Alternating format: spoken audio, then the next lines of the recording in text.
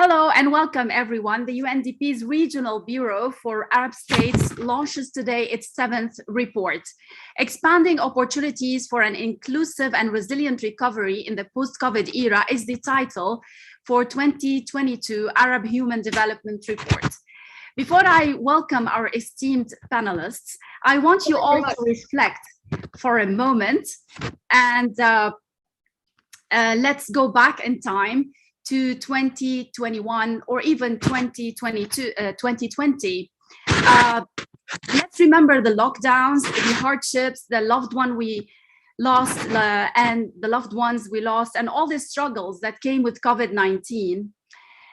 Over the past years, nearly half of the Arab states region has witnessed war and instability. Then came the pandemic that we have not witnessed like in recent history. Look how far humanity has gone, how resilient we are, but now let's work on the recovery of our societies. Before we start this panel, allow me to applaud the stellar teams from UNDP and the Regional Bureau for Arab States, along with all the researchers, academics, and professionals who have helped in producing the Arab Human Development Report.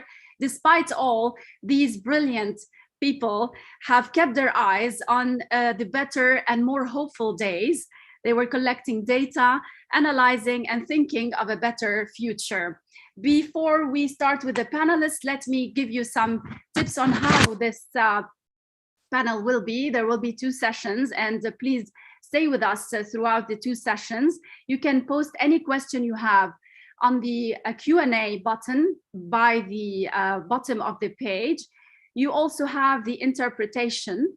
You can click on it and choose the language that you wish, and you can mute the original language. Please feel free also to put any other questions you have on the Q&A, and we're looking forward to some lively engagement on your behalf, whoever is watching us and listening to us throughout the world. And now let's welcome Mr. Achim Steiner, UNDP Administrator. The word is yours.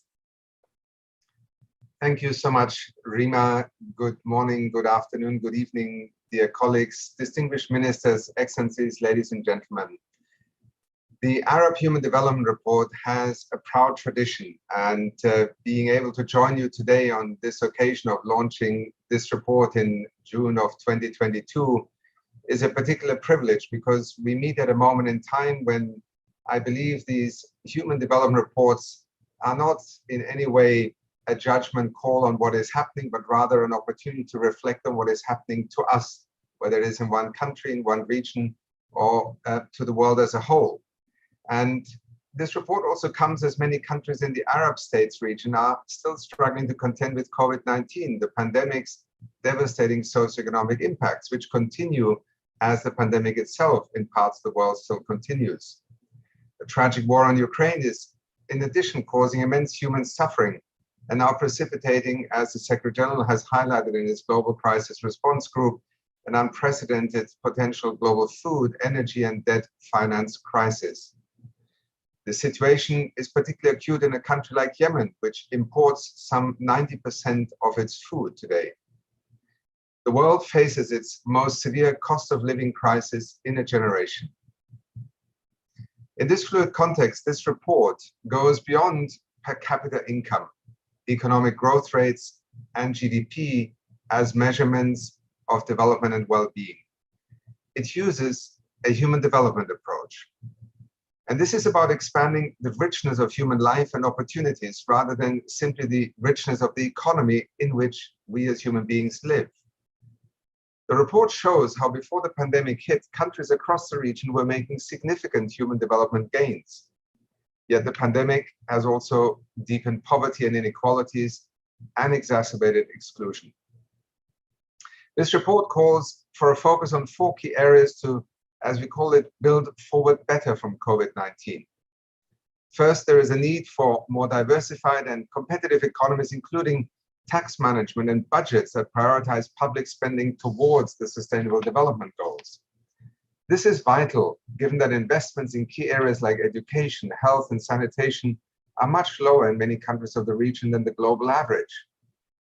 Through integrated national financing frameworks, the United Nations and UNDP is working with countries like Tunisia and Morocco to unlock substantial finance to invest in the SDGs, including key areas like renewable clean energy.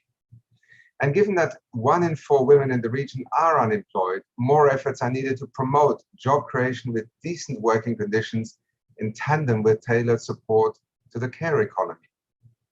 Second, there is a need for more accountable and responsive governance that actively protects human rights. As the report points out, the UN family is undertaking vital work in helping to drive forward the protection of universal human rights in the region, including through national human rights institutions, while expanding civic space. It also requires fighting corruption, increasing transparency and accountability, strengthening the rule of law, and promoting inclusion. We need to build governance systems that serve people better. In this respect, UNDP is also working with 7 national parliaments in the region and numerous local governments, the primary interface between citizens and governments, to drive forward human development. Indeed, digitalization can bring services much closer to people. Look to Jordan, where UNDP is supporting to digitize the social protection payments. Supporting responsive governance institutions is crucial to foster stability, preventing crises before they happen. Third, there is a need to build more inclusive and cohesive societies at a time when trust has declined and COVID-19 has intensified the exclusion of refugees, migrants, women, and the poor from vital services. The report's key messages speak to the need for a new social contract and the importance of investing in social cohesion and acting against all forms of discrimination, harmful practices, and violence, including gender-based violence, in the private, public, and online spaces. Fourth, there is a need to drive towards a green recovery and the transition to sustainable human development. Consider here also UNDP's climate promise, which is assisting 1/3 of the countries in the region to enhance and implement bold, nationally determined contributions. And with COP27 and COP28 happening within the region, even more of a reason to look to this transition as also helping to open up new green jobs, particularly for young people. Moreover, economic diversification is fundamental to reduce vulnerability to shocks, including repurposing fossil fuel subsidies and providing financial support to green transport. Indeed, more efforts are needed to protect and restore our natural world. For instance, look to Lebanon, and I'm delighted that the minister from Lebanon is joining us this morning, where a UNDP World Bank project is also supporting him and the country in helping to mitigate the environmental and health impacts of the Port of Beirut explosion while greening Beirut's reconstruction. In fact, even oil, fossil fuel producing nations in the region are waking up to the need to advance a green recovery and are taking bold steps forward. That also includes the government of Algeria, which has reached out to UNDP as a trusted partner to draft the regulatory framework for the energy transition and to develop a new energy model. Distinguished ministers, excellencies, ladies and gentlemen, at this now or never moment for people on the planet, the United Nations and the United Nations Development Programme and our many partners will continue to work with countries across the region to find and make the choices that will drive forward human development and open up new opportunities for people. In short, we hope that this report will help countries to both anticipate and crucially to get ahead of the many daunting development challenges that now lie ahead. And with that, I hand back to you, Rima, and very much look forward to our distinguished panel. Thank you so much, and congratulations to the many contributors and authors of this report, who yet again have proven that the Arab Human Development Report is an outstanding piece of work in a long tradition. Thank you. Thank you very much, Mr. Steiner. And before we continue, I'd like to remind you all again, by the bottom of the page, you can click on interpretation and you can choose the language and you can mute the original audio. And whatever other questions you have, you can also post it on Q&A because I see some questions regarding that. And now let's welcome the Director of Regional Bureau for Arab States, Ms. Khalida Bouzar. We're all ears. Thank you very much, Excellencies, colleagues and friends. It's a pleasure to welcome you together with our administrator today to launch the Arab Human Development Report for 2022. As Achim has just pointed out, and you, Rima, this marks an important milestone of 20 years of our journey to explore opportunities and challenges of human development with our partners across the Arab State region.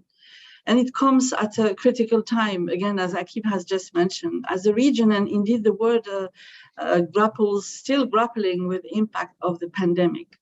If we look at the Arab State region, the GDP has declined by 4.5% and labor incomes fell by 11%, which is a lot. The socioeconomic impact of the pandemic is being felt severely by the vulnerable groups and communities. Despite this, we have some encouraging signs. Effective public health measures and growing access to vaccines have helped restore a sense of normalcy across the world. Yet, the recovery remains nascent, especially in our Arab State region, with its broad range of development contexts and diverse vulnerabilities. As the report details, the pandemic has challenged all countries in our region, but to varying degrees. Unequal access to education and healthcare deepened the already existing inequalities, increasing demand for care work, and loss of livelihood posed a dual challenge for women whose burden of care work is 5 to 6 more than men, 5 to 6 more than men in the region. Other vulnerable groups have also been affected, such as informal workers. Also, people with disabilities, refugees, internally displaced people have been struggling to make the ends meet. But as you have seen, the AHDR report is forward-looking and also reminds us that vulnerabilities are not destiny and solutions are not beyond our reach. It points out glimmers of hope across the region, documenting proactive measures to respond to the pandemic, ranging from effective social protection measures adopted by governments to initiatives supporting public health information, healthcare access, and social solidarity undertaken by civil society. These positive actions could be further scaled up as we proceed along the way to recovery. As the report underscores, with sound assessment, investment in capacity, and the political will to make hard policy choices, our region can ensure that the recovery leads to sustainable and resilient inclusive development. The report highlights 3 avenues of actions. First, and as a critical step to recovery, the region must tackle root causes of inequality and vulnerability, expanding social safety net, reducing the digital divide, promoting private sector growth that can advance both men and women, supporting responsive and accountable governance, and enhancing social cohesion. Second, the report sees the recovery not as an endeavor to restore pre-pandemic realities. On the contrary, we must seize the opportunity of recovery to reset our course towards sustainability. The Arab State region is the most water scarce in the world, with only 1.4% of the world's fresh water, and also the most food import dependent. Therefore, climate change is a threat multiplier and will enhance, unfortunately, the risk of food insecurity, conflict, and political instability. But in order to advance actions under the UNDP Global Climate Promise that you just mentioned, Achim, we are launching soon the Green Arab State Facility for Transition. And this facility will help implement the NDC commitments, scale up green transition in the recovery, and create livelihoods for women and youth. Take into consideration that we have the highest youth unemployment rate worldwide. This is very important. And also keeping in mind that renewable energy creates 3 times more jobs than the fossil fuel sector. Third action, the region needs new social contracts centered on human development to redefine how states relate to citizens, expanding opportunities for all to live meaningful lives, promoting social cohesion, as Achim has just mentioned, also respecting their rights and building trust in institutions. I'm hopeful that the debates today, but the debates to come around this report will bring us a step closer towards understanding emerging challenges and a deeper resolve to implementing solutions. I'm personally optimistic by nature. If I can conclude with a personal note, a recent Arab youth survey has shown that 6 out of 10 young Arabs believe their best days are ahead of them. Let us join them and believe as them that the best is ahead of us. So the region is full of potential and brimming with innovative efforts, and the collective efforts now is to create the condition to allow these efforts to bear fruit. With that, allow me to stop there and give it the floor back to you. Thank you very much. Thank you, Ms. Khalida, and well done for this great job on the report and for being on time and brief. We'll get back to you during the panel, the first panel, to hear more about the report. Now let's welcome the Senior Strategic Advisor, Ms. Tehmina Akhtar.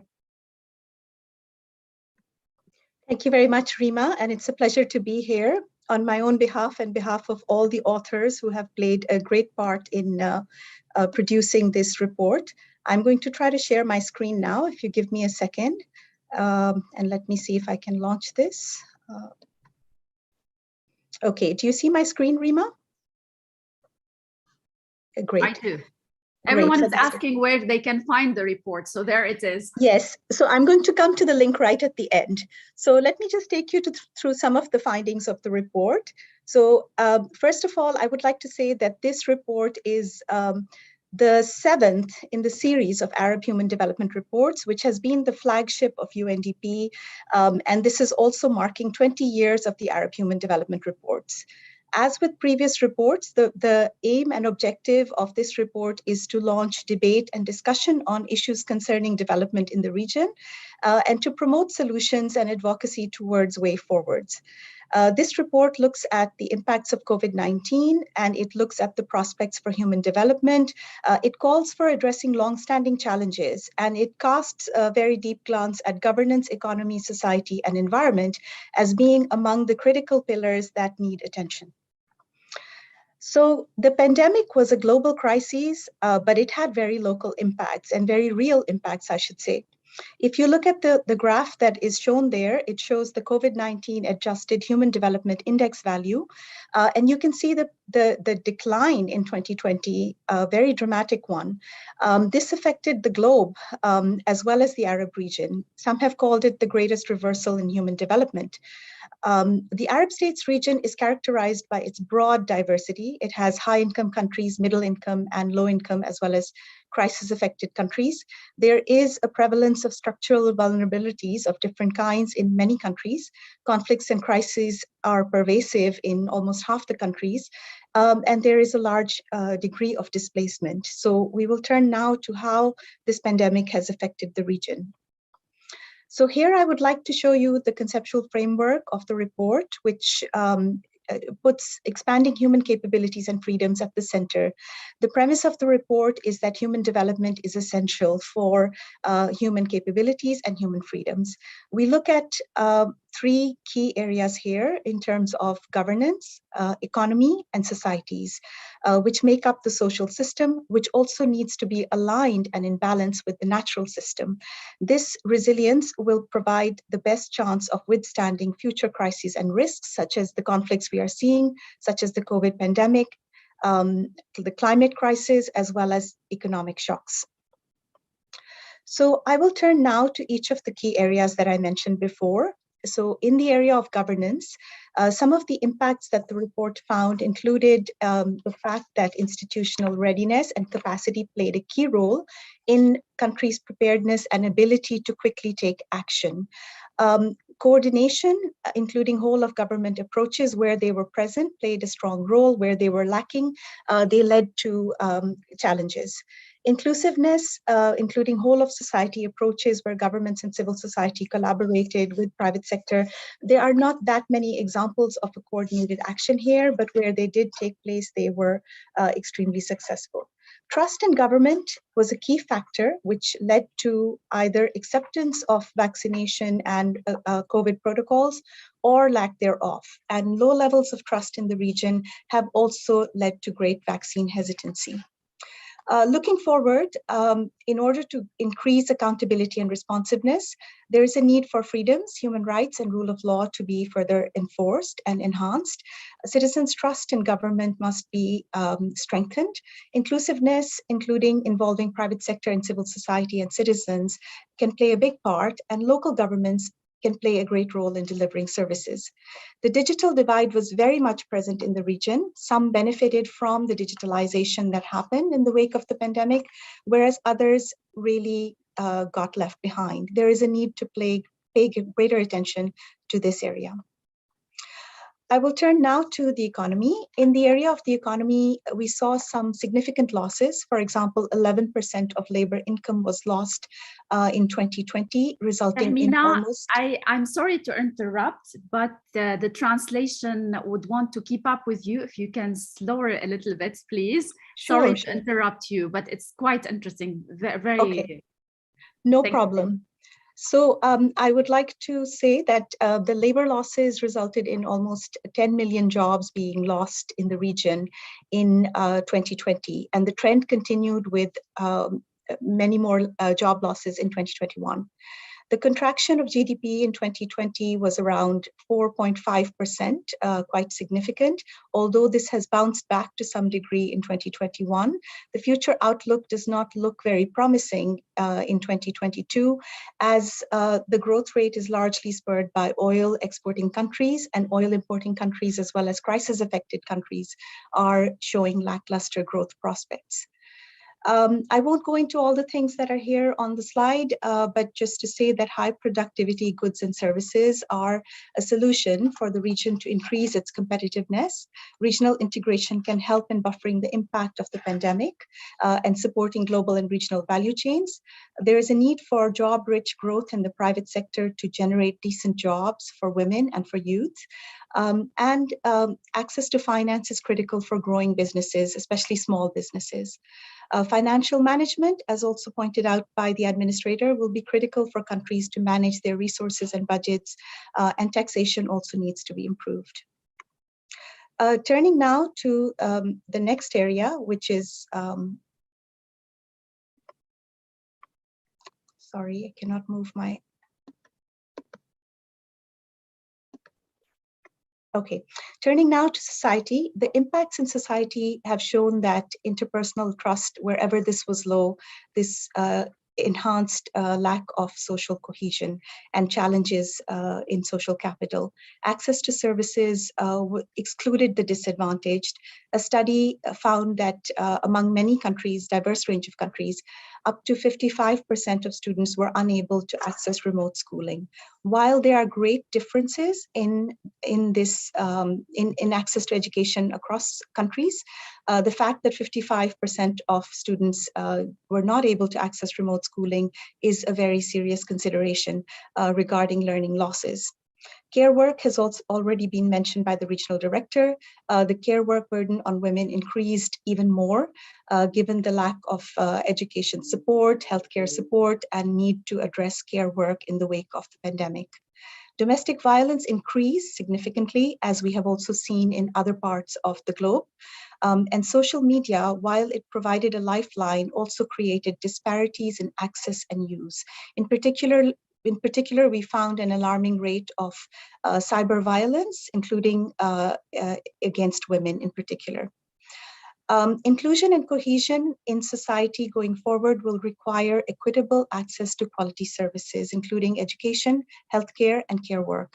Building social cohesion and really taking consensus building initiatives that promote non-discrimination in societies, supporting greater civic participation and workplace negotiation possibilities for workers. gender responsive laws, and also promoting adequate care policies to empower women and enable them to take advantage of economic opportunities. The recovery effort must include marginalized and the vulnerable.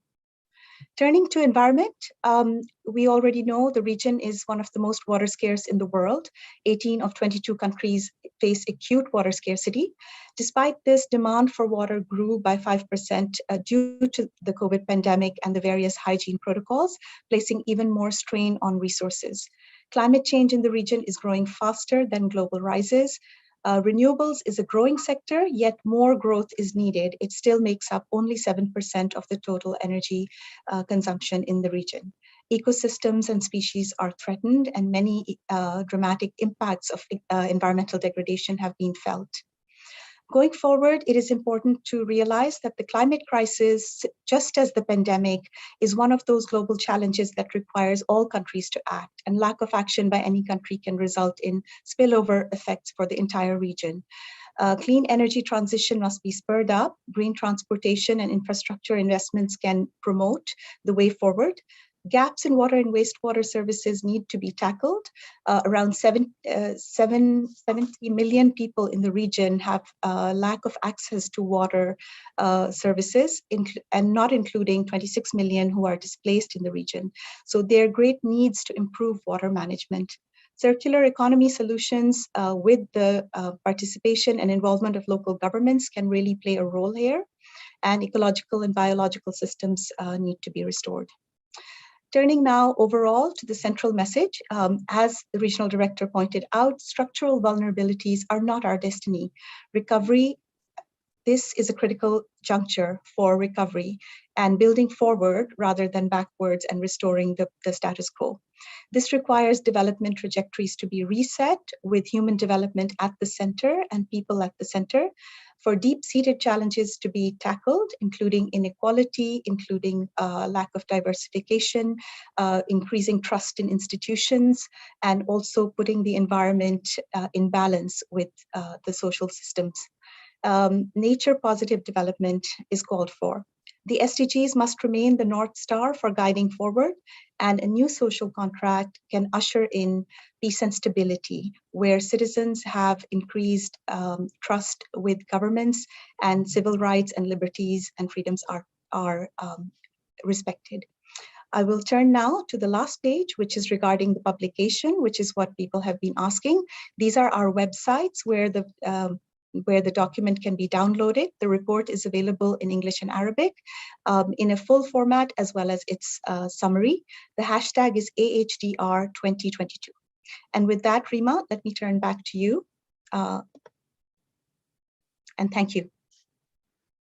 Thank you so much, Ms. Akhtar, for being on time. We're gonna soon be with the first discussion. First panel. I'd like to invite our esteemed guests who are joining us today. The panel will be discussing how COVID impacts the Arab State region. And joining us will be His Excellency Younes Sekouri, Minister of Economic Inclusion, Small Business and Employment and Skill from Morocco. Also, His Excellency Mr. Nasser Yassin, Minister of Environment or for Environment, he's with us from Lebanon. We will keep with us on this panel to know more about the report and ask some questions.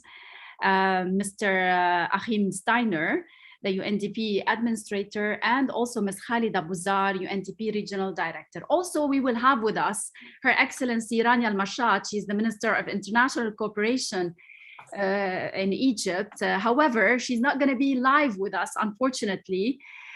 She has some work and some pressing government engagements. However, we'll listen to her reflections on that video or through this video message.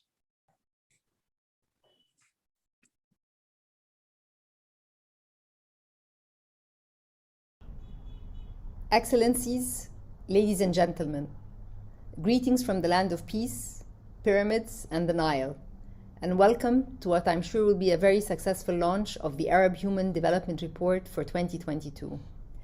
I would like to begin my statement by thanking one of Egypt's most valuable and indispensable development partners, the United Nations Development Programme, for inviting me to share with you and showcase Egypt's success story in building back better and ensuring an inclusive, resilient, and green recovery post-COVID.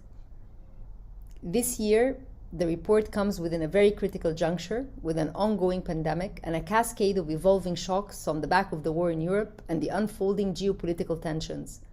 The growing macro uncertainty and the repercussions on the flow of trade, as well as the increase in food and fuel prices, in addition to the consequent monetary and financial tightening, will inevitably hamper investment and exacerbate output losses in emerging markets, including the Arab world. Therefore, the Arab Human Development Report tackles critical steps that need to be taken to promote increased resilience, namely creating social and economic safety nets, reducing the digital divide, promoting private sector growth, and advancing women and youth participation, in addition to supporting responsive and accountable governance, and finally increasing access to social services and enhancing social cohesion. There is need to turn this moment of crisis into a moment of global collaboration and collective decision-making among all Arab states, building a strategic foresight that goes beyond immediate gain and simultaneously reflects the long-term impact of the current global context.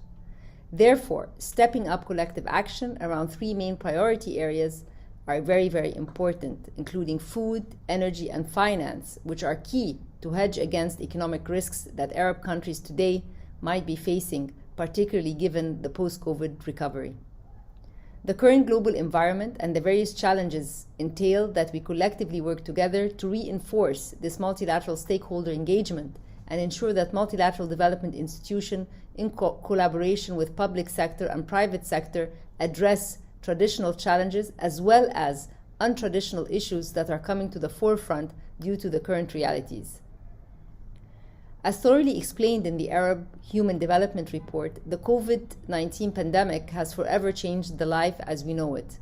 In the short term, countries have been devastated by loss of life and comprehensive lockdowns, but in the long term, the impact of the pandemic could be far-reaching and equally as devastating if governments are not committed to quick actions and policies that prioritize investing in human capital, not only enabling a timely recovery, but also building resilience in the face of future shocks. The far-reaching potential negative impact of the pandemic, which do not discriminate against anyone, are rooted primarily in the unprecedented learning losses and employment shocks experienced by developing and developed states alike. Arab countries recognize that tackling today's global problems requires our joint collective efforts, and the current global environment, as well as the various challenges, must drive all of us to exert all efforts to intensify intra-regional trade and stimulate further economic integration. I would like to take this opportunity to echo what has been proposed in the report. 5 priorities stand at the top of the agenda for Arab states. First is to diversify and transform Arab states' regions' economies to reduce exposure to commodity cycles and macroeconomic volatility. Second, boost growth to generate decent jobs for poor people and informal workers and for new entrants into the labor force. Third, improve investment climate and create a level playing field for businesses, large and small, as well as investors, both domestic and foreign. Fourth, increase access to finance for women and smaller enterprises. And finally, pursue regional economic integration to expand markets and deliver regional public goods. As Egypt's permanent representative to the Council of Arab Economic Unity, we are prioritizing joint Arab action on the economic and trade levels, facilitating intra-trade relations among Arab countries, and enhancing human development capacities to expand labor standards and secure the best conditions for economic prosperity. To this end, Egypt was the only country in the region to succeed in achieving growth rates during the pandemic. This could be explained through multiple reasons, all of which have one thing in common: a total and complete commitment towards prioritizing the advancement of human capital in Egypt, with a particular focus on people living in vulnerable situations, women and youth. A quick overview of Egypt's current and upcoming government action plans, which extend to 2027, as well as various presidential initiatives and sectoral strategies launched during the past decade, showcase the overarching commitment towards investing in a well-equipped labor force that can adapt to the demands of the fourth industrial revolution and the transition to a sustainable, inclusive, and competitive green economy. Our development cooperation centers around 4 commitments put to action: engaging, accelerating, aligning, and accounting for and working hard to leave no one behind, the core essence of Sustainable Development Goals. Excellencies, friends, and colleagues, the substantial learning losses and employment shocks caused by the pandemic underline the necessity to prioritize investing in human capital, not only accelerate global recovery, but also to ensure that societies are more resilient in the face of future shocks. However, the disproportionate impact that the pandemic had on developing states in comparison to developed ones is further evidence that the international community must proceed in enhancing the capabilities of the Arab countries and highlights the importance of overcoming the development gap between the global north and the global south. The Arab Human Development Report 2022, under the theme Expanding Opportunities for an Inclusive and Resilient Recovery in the Post-COVID Era, echoes the importance of fostering a sustainable recovery and investing in human capital and human development. It echoes the importance of multilateralism on the path to recovery and shares best practices and lessons learned from Arab states. The call for greater regional economic integration, promotion of job creation in the private sector, especially for women, and strengthened public financial management with increased social spending to protect people in vulnerable situations is more crucial than ever.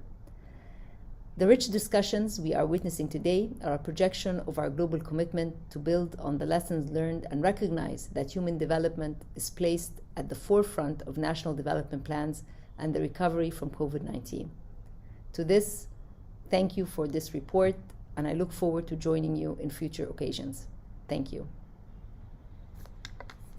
Thank you to Her Excellency Rania Al-Mashat. And now we'll start the discussion. I'll remind you where to post your questions on the Q&A button, and also you'll have the interpretation at the bottom of the page. You can choose the language. First question to His Excellency Younes Sekouri. Could you comment on the social implications of the pandemic from the perspective of Morocco? And here we're talking about the specific steps that the government had to take to address access to health, education, and widening the gender inequalities.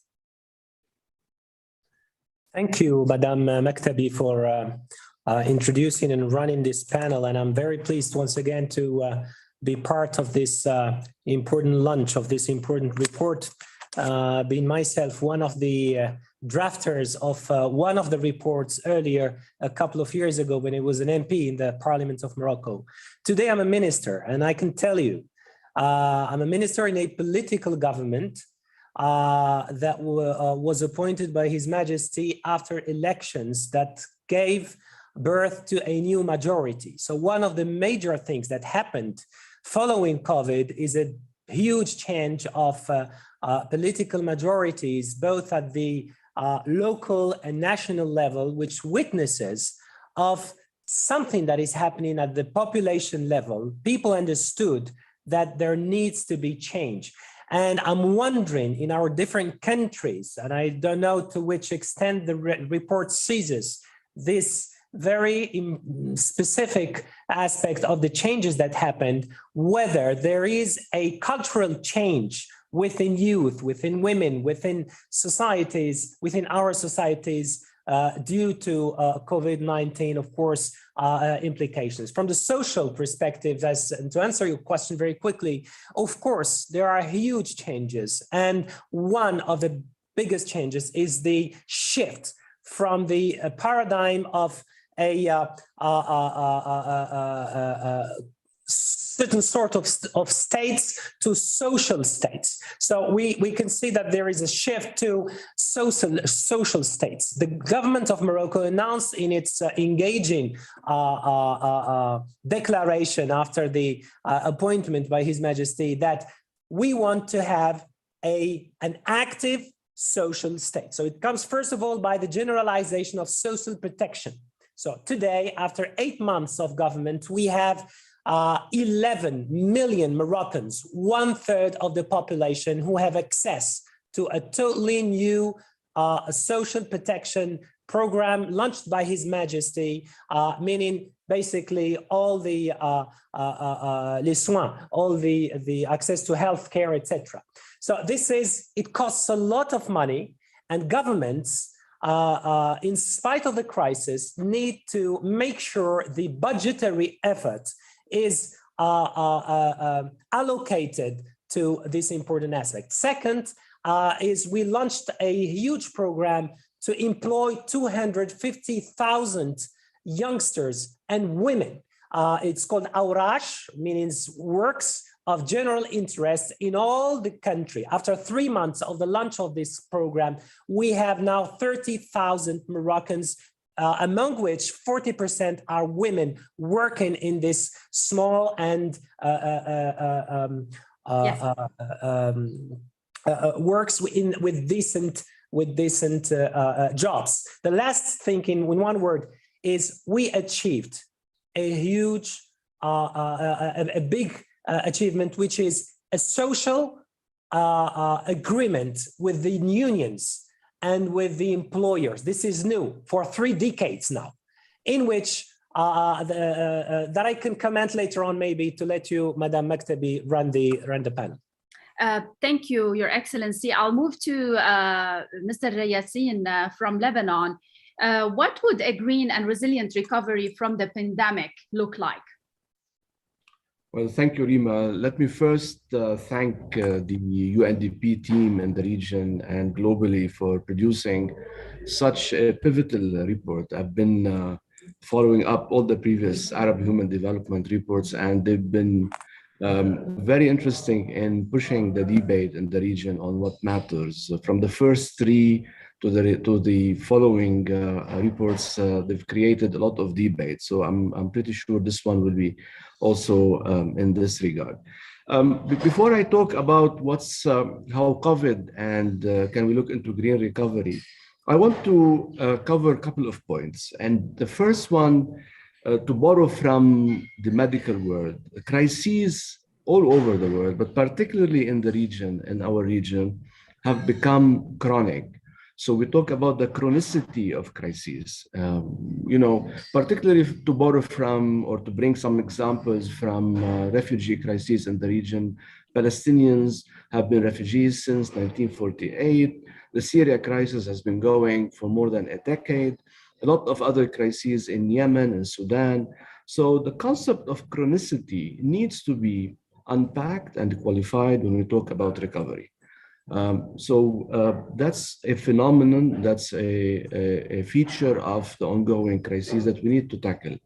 And with this, I'd like as well to challenge the concept that these global crises, as they are, have been tackled for the past, few years by local responses, of course, with the support of the global community, international community, but by and large, most of the response to these crises has been focused on local matters or at the local level. Not to say that we need to think of it as a good practice and to empower local communities, but global crises need to be tackled in global responses.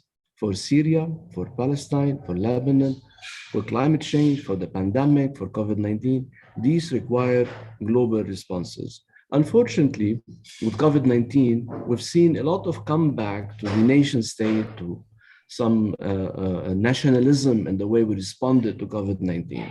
We actually witnessed a lot of states going back into a citadel approach into protecting themselves rather than think globally and addressing this global crisis together. The same can be applied to the discussions around climate change and what matters for everybody and what matters for particularly small states like us in Lebanon. So this is just as an introduction before we tackle the issue of the environment and the So I understand from your talk that it's somehow luxury to think of the green recovery in countries like Lebanon, Syria, Libya, all while a pandemic is happening. Is it? This is my question. Is it a luxury while people are dying and other stuff happening? Well, I was just giving this, Rima, this introduction. But this was one of the questions on my mind. And there's a lot of gap. There's a big gap in the Arab state region between very rich countries and very poor and in the middle, and it's gone worse after the pandemic. So I've been wondering if it's a luxury. It's not a luxury, but we see in many instances the environment being seen as secondary or being seen as not a priority. In Lebanon and other places, I mean, look at also what's happening in Europe. Austria wants to move back to coal. I mean, this is the way we respond to some of our crises. We're either going back to nationalist approach rather than look into a multilateral approach, or we discount the environment and all the gains that the international community and many countries have done in the past few years. So we do see it as a secondary, but that shouldn't discourage us from positioning the environment in any recovery process. Actually, on the contrary to seeing this as a luxury, we've been positioning the environment and the sustainable sustainability in the recovery plan for Lebanon. We're working on it as we speak in the government. We presented dimensions of the recovery plan to the parliament, and we're in negotiation with the IMF, but we're positioning environment in this part of recovery. And why? I mean, and this is not again a luxury of the UN or of a more developed nation. If we want to build back better places like Lebanon, we need to build it on the foundations of sustainability. We need to build the energy sector based on renewable energy and clean energy. Well, in all cases, protracted drought has been discussed extensively in the report, in the Arab Human Development Report, and it's one of the repercussions of the environmental problems that is very imminent and urgent. I'd like to interrupt you because I need to keep this conversation lively and keep the questions. I'll go back to His Excellency Sekouri before we hear again from Ms. Khalida. Your Excellency, I'd like to talk about not specifically Morocco or Lebanon, because otherwise we'll have all the Arab state region on this panel, because it's good to hear from them all. I'd like to talk about the big picture, because every country, we're here to learn to learn lessons from our experience over the past year, through the hardships and the good side of what's happened, how certain countries dealt with the pandemic. Social cohesion and the solidarity among the society at large has been discussed thoroughly in the report. What can be done to bolster this social cohesion, in your opinion, Minister Sekouri? Thanks, Rima, for your question, and I think it's a central question to what we will have to do, because by the end of the story, we are addressing our populations, and we need to respect these populations. We need to offer those who have the means the possibility to unleash their potential. This is the active social state, but we need to make sure that those who can't make the steps into the future are not left behind. So the question is, what are the mechanisms? What are the projects, the programs, what policies? So we need, first of all, to reframe our public policies paradigms. First of all, you need in a country to make sure that all the forces are going into one direction. You need to have the unions, if you have unions in the country. You need to have employers. You need to have government work all together to make sure there is a social peace, and they are building and working on structural reforms. What kind of reforms? Reforms of investment. How can you bring investments? Because it's a moment of reorganization of value chains around the world. If your country is ready from an industrial policy perspective, your country needs to have more investments. Two, you need to make sure the labor law offers to the people the necessary protection, but also your economy needs to stick and still be attractive. So you need to make these reforms. And it's difficult in general on a crisis time frame to make these reforms. So this is why you have to make these negotiations with the social partners so that everyone puts on the table the arguments and you come up with a social contract. For instance, in Morocco, this is what we did. For the first time, I don't want to extend on Morocco, but just it's important because it's new. for the first time, we did not achieve only a social agreement, you know, with all the wages and all the what has to be given to the employees, etc. But we drafted a social contract for the next coming years, in which we announced that, for instance, a country like Morocco has a new concept in public management that we call the social year. We have a social year that starts on May 1st and ends on the 30th of April of next year. Yeah. And within this year, you have to achieve a lot of social goals with your partners so that the street talks to you, and you have to produce informed reports so that you make sure that the population is aligned with what you do. Let me bring in Ms. Khalida Bouzar.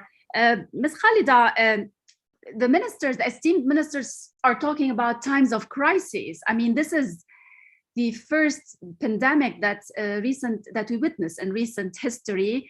Add this to all the woes and problems of the Arab state region.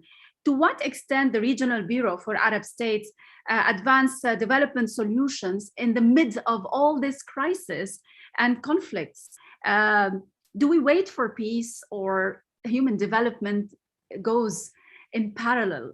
Peace seems never to happen in certain countries and regions.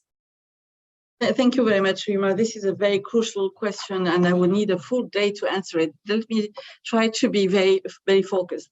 First of all, on the latter part of your question, the answer is no. We cannot wait for peace to happen to achieve development. The reason behind it is very clear and very simple, because at the root cause of war and conflict is very often issues of development or unsustainable development, and this is why we need to have development and humanitarian aid working hand in hand together. And we know that if we don't address the root causes of this crisis, therefore we can exacerbate humanitarian crisis. And for us, development is the foundation of any sustainable peace. For example, if we tackle humanitarian assistance without a development perspective, it can even distort local economies. You have people in the region who have been living only on aid, and distorting local economies and markets can happen and hinder the prospect for long-term economy. And here I'm referring, for example, to food aid that can distort agricultural markets. Now, the first part of your question was more easy and straightforward. How we do it?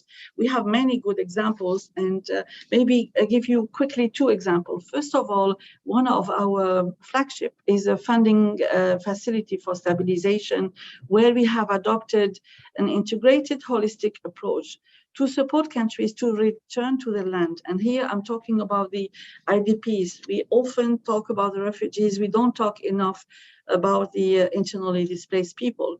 Thanks to this stabilization, we were able to help the return of more than 5 million Iraqis to their land, including ISIL-affiliated families. This is not small, but there is no secret. It was integrated. We provided services, we provided schools, we provided jobs, created SMEs, but also we worked on social cohesion and promoting peace building. Another example is in Syria, where only by building 30 kilometers of water network in residential areas has improved basic infrastructure, but at the same time created jobs. So we look at long-term solutions to contribute to peace, hopefully, inshallah, and we will reach it, I'm sure, with all the will around the table. Thank you very much. Over to you. Thank you for thanks to you. And I want to also build on what the ministers say. I mean, there are good examples, and the governments have worked hard, but whether we like it or not, and the report is very detailed when they talk about the lack of trust between the people and the masses and the governments. I'd like to bring in Mr. Steiner. There's a beautiful and catchy phrase that you use, building forward better. Can you elaborate, please, how this is going to happen? What do you have in mind? Well, Rima, in many ways, it builds on what our ministers have just been describing. I mean, it was perhaps putting a little bit of emphasis on this notion of, do we want to go back to where we were before, or do we want to go forward? I don't want to split hairs right now, but it was a way of saying crisis. And I think, Minister Yassin, you have, through the Lebanon Crisis Observatory, seen this. Minister Sekouri, you lived also through the political debates in Morocco. And we have to be honest, we are living in a period of time where crises are driving our thinking. Now, the tragedy in human history, but also the great, in a sense, opportunities that crises create have shaped societies. And that is perhaps where the COVID-19 pandemic was perhaps the most synchronized moment of humanity being confronted by a phenomenon that, in a sense, revealed a lot of things that were, kind of going wrong.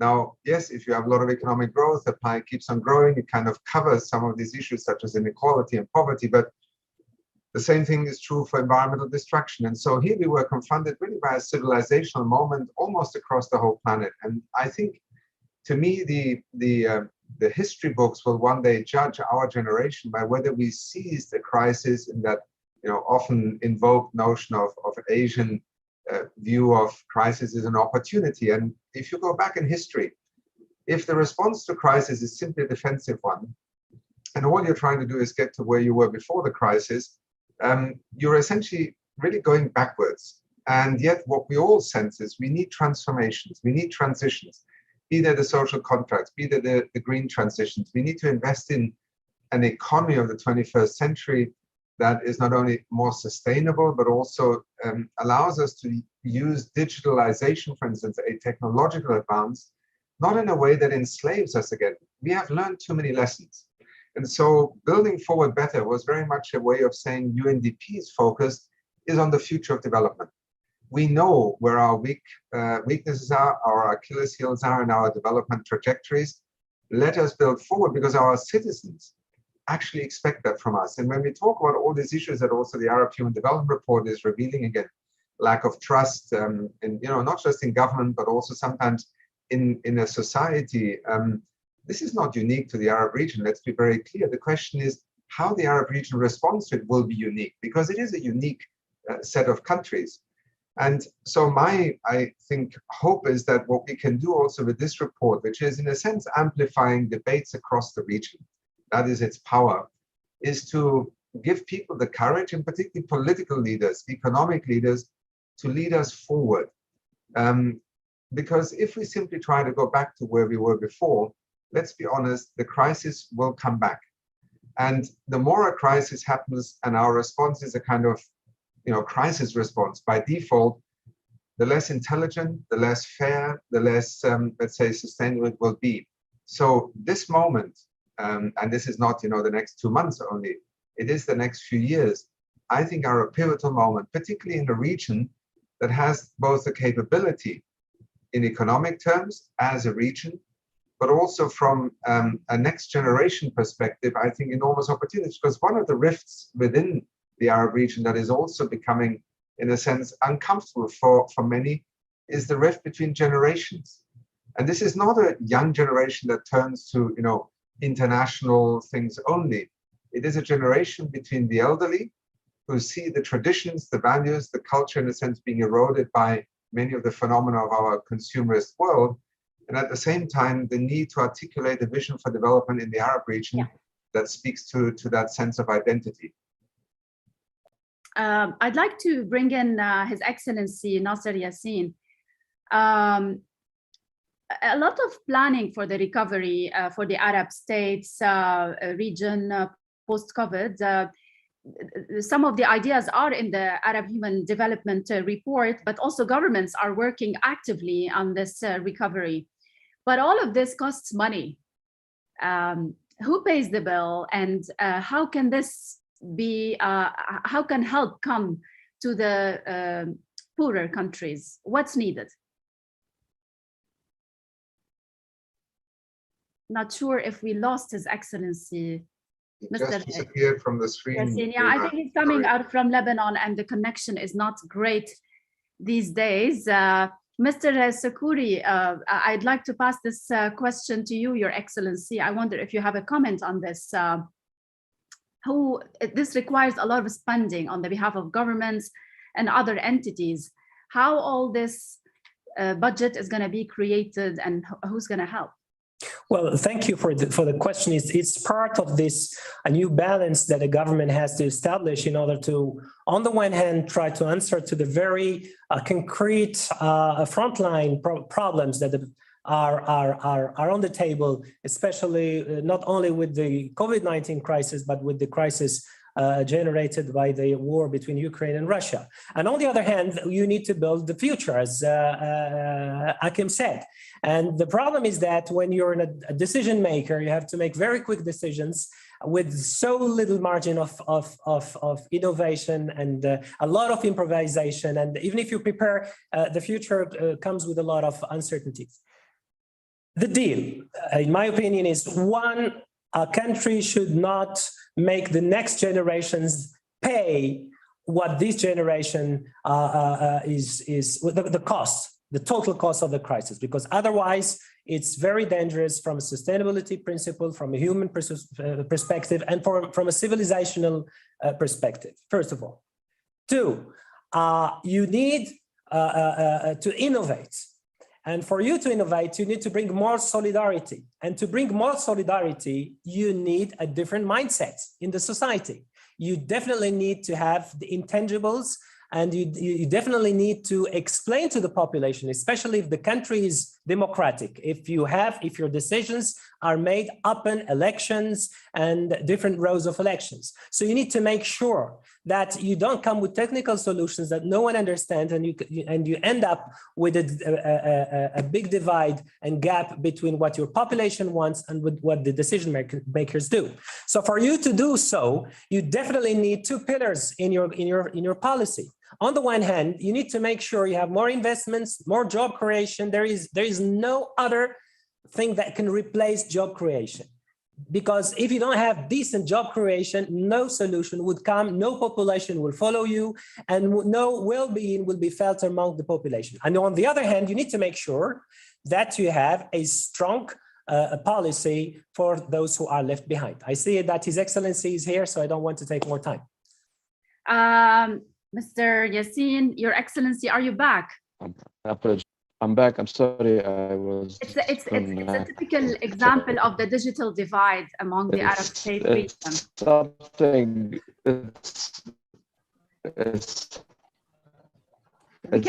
We can't hear you clearly. Okay. Absolutely. So, it's something that we want to build back better in Lebanon, to have a better telecommunication and better access. Yeah. So okay. it's an example of the digital divide. I think we can hear you here now better. Absolutely. I want to ask you about the social pact or social contracts. One of the recommendations of the report or way forward is a new social pact and contract. And not to talk about Lebanon specifically, but if we look at the big picture, how is this initiated? Who should work on a new social contract or revised social contract? Yeah, I think we need to address the point you mentioned early on, which is the limited trust governments in the region have from people. I think the study, the Arab Barometer, well analyzed in the report in the AHDR, have highlighted this, and some nations have been, chronically having low levels of trust between their people and the government. I think this is what matters. We need to rebuild trust by doing things better, by showing that states and their institutions care about the welfare of people and in my case, the welfare of the environment. So this has to start with the political process, with the democratic process, and with a role model that people in office need to put in terms of rebuilding institutions in a better way. Social contracts and social pacts are not done overnight. These need to be part of rebuilding democratic processes and rebuilding institutions. And this is what we need to show. Okay. It's not an easy path. a lot of the things we've been doing in the past few months in government have been actually challenged by the limited trust people have in the work of government in Lebanon or in general. Yes. And we've been trying to overcome this by being open, transparent, showing that we really need to have better institutions and having a democratic process, running for elections, organizing fair and democratic elections, and moving into also at the level of local authorities and municipalities soon. I just went quickly on this, but I think it's a long process that we need to have. It's not something that can be done overnight. Indeed, but it needs to start at some point across the Arab state region. I want to pass some of the questions. So we've been receiving questions on the Q&A box. Samer Frangiye, I guess he's Lebanese from Lebanon. I'll revert the question to you, Your Excellency Nasser Yassin. His question is, to what extent was the Agenda 2030 affected by the pandemic and negative economic growth? Can targets still be attained on various goals?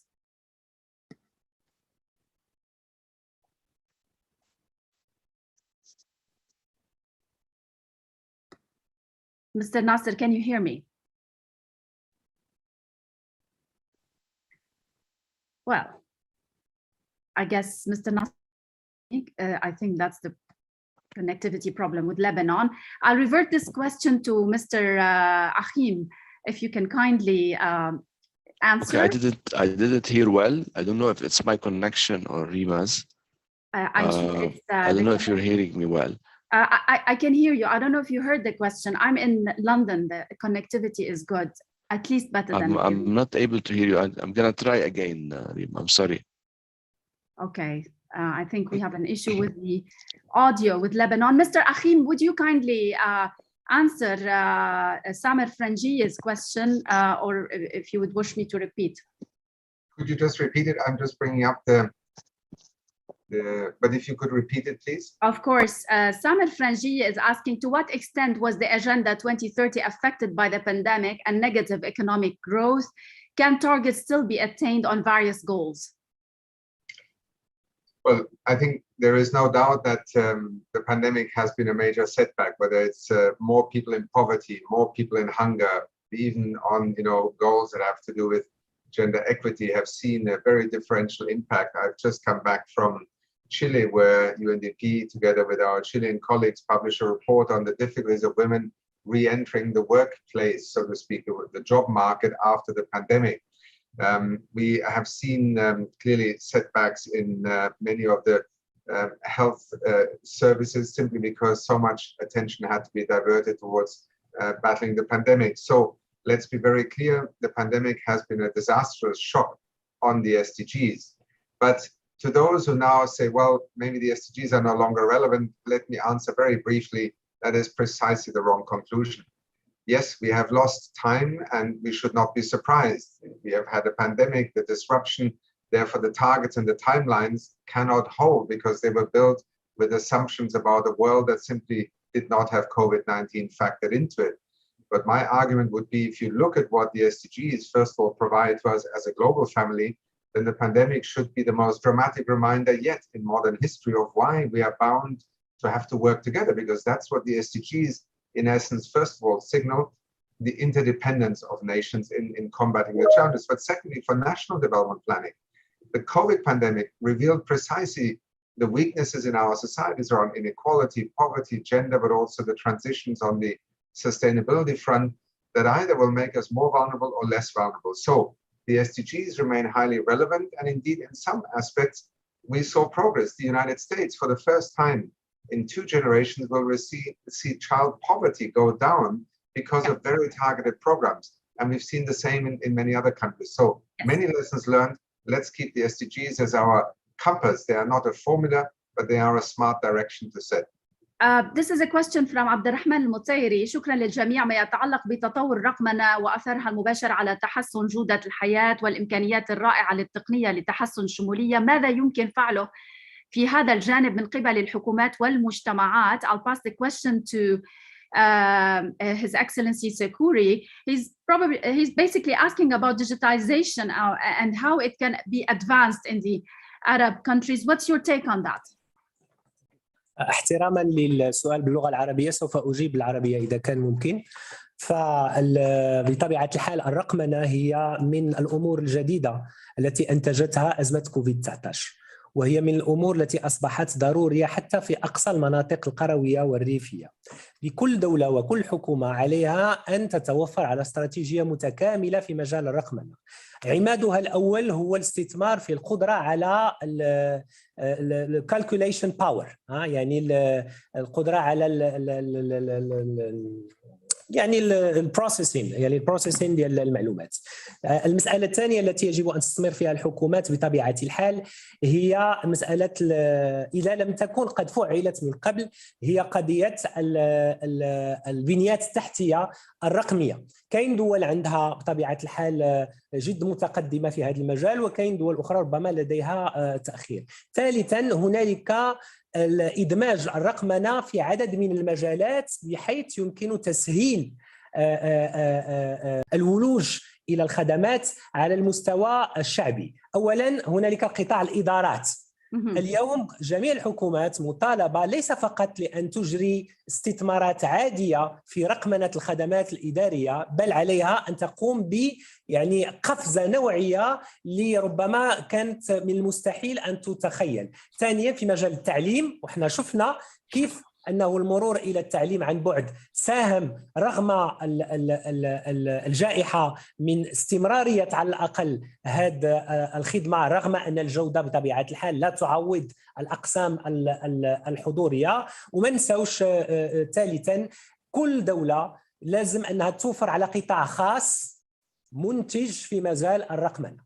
لا يمكن استيراد جميع الخدمات وجميع التجهيزات وجميع التخطيطات والتدقيقات والبرامج من الخارج. فإذا لم تكن هنالك استراتيجية فيها هذه المكونات الثلاث أو الأربع، سوف لن نذهب في الطريق يعني اللي كنحتاجوها. هذا خصو ميزانية وخصو التقائية سياسات عمومية، وهذا من الإشكاليات الكبرى في الحكومات.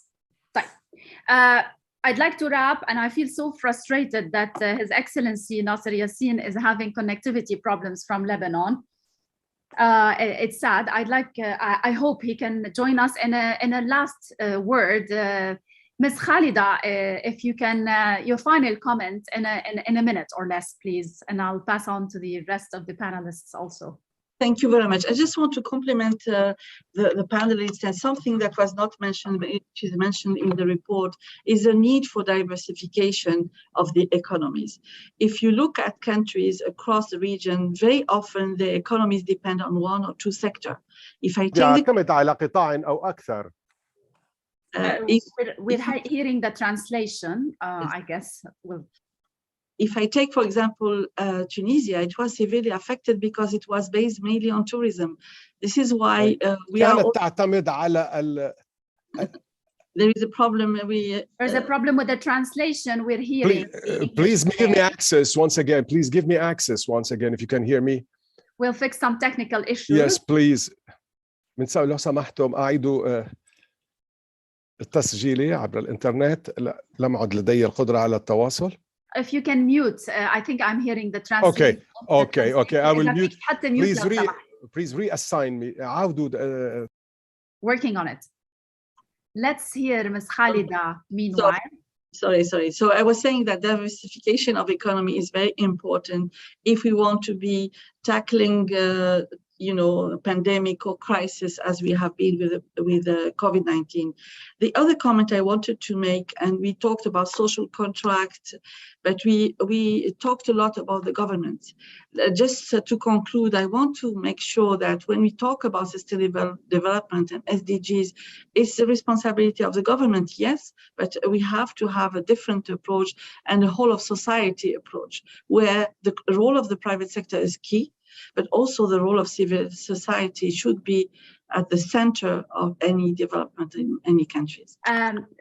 Ms. Bouzar, this report needs more than 2 hours. I mean, we didn't even cover education and the women and the youth properly, and many other, the digital divide more, and not only the economy. Mr. Steiner, if we can have a last word from you.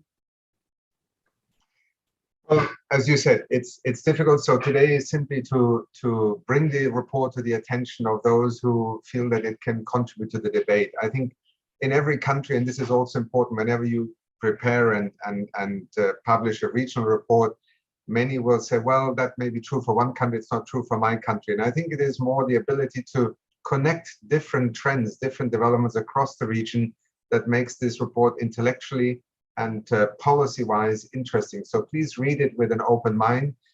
See it very much as an expression by the people of the region who are articulating the areas in which great changes are already underway. The question is whether we can have the cohesion and the solidarity, I think, as was also invoked, in order to move forward. These are very disruptive times. Our societies can easily fall apart. We have lived through these phenomena before.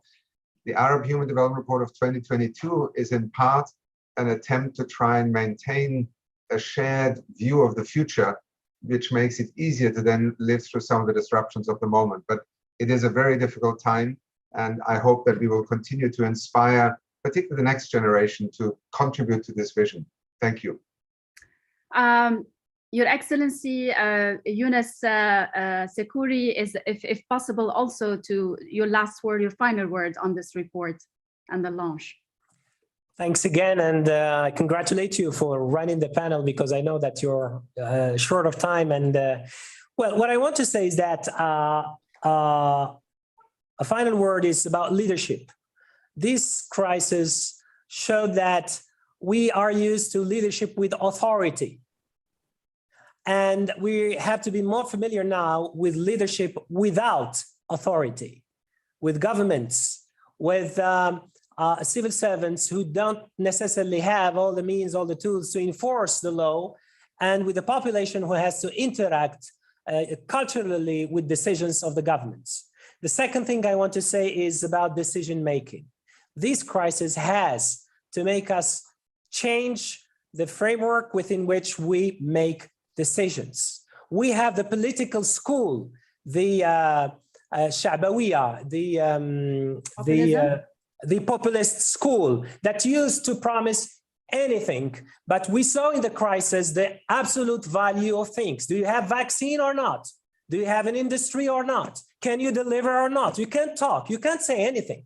So this is the first thing. The second school is the 100% political school of decision-making doesn't work anymore. The second school, which is the school of rationality, with all these technicians who come with very good solutions, but for questions that the populations didn't ask, it doesn't work also. So you need to listen to civil society. You need to work with civil society. You need to work with the private sector. So you need to come up with a new culture of decision-making. And we have the third and last model, which is what we call the sociological model, or what is called in the literature, the garbage can model. So this is the model under which we operate in the Arab world. We have a lot of deficits in terms of decision-making. I see Ishaq Diwan, with whom we worked in a previous work, smiling, but this is something that needs to be explored to change, to start the change from a very practical way within the policies, the government, the local government, the civil society, and the private sector. And thanks again for inviting me. Thanks to you, and I'm really disappointed that we didn't hear more from His Excellency Minister Nasser Yassine, Minister of or for Environment from Lebanon. It's too bad. We would have liked to hear more on his take for the Arab Human Development Report. Thank you for Your Excellency from Morocco, Your Excellency Younes Sekouri. Big thanks to Ms. Khalida Bouzar, and also to Achim Steiner. Thank you so much for being part of this panel. And now let's watch this video. It discusses the expanding the opportunities of for an inclusive and resilient post-COVID recovery in the Arab region. And then we move to the second and last panel.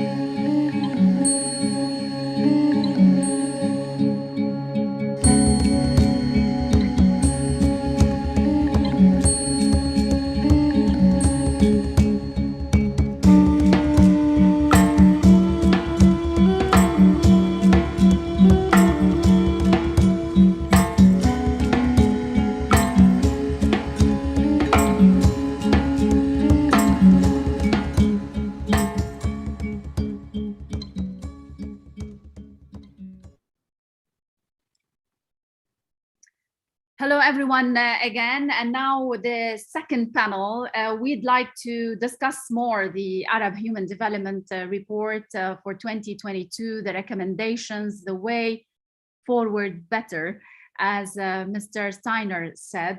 Allow me to invite my esteemed guests who are joining us in this panel. I have Ishaq Diwan. He's the Director of Research for the Finance for Development Lab from Paris School of Economics. I have Ms. Elwad Elman. She's the Director at Elman Peace and Human Rights Center. Also joining us, Ms. Mahal Barjas. She's the Secretary General of Kuwait Red Crescent Society and Vice President of International Federation of Red Cross and Crescent Societies. She's joining us from Kuwait. And also joining us from the UAE, Ms. Hana Al-Hashimi.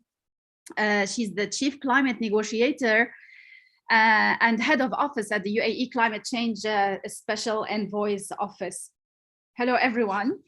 And I'm sure you had the chance to see the report. And by the way, we launched in the first panel. It's online. You can find it at least on the website, the full report. I'll remind you that there's interpretation for this panel. You can find the button at the end of the screen or the bottom of the screen.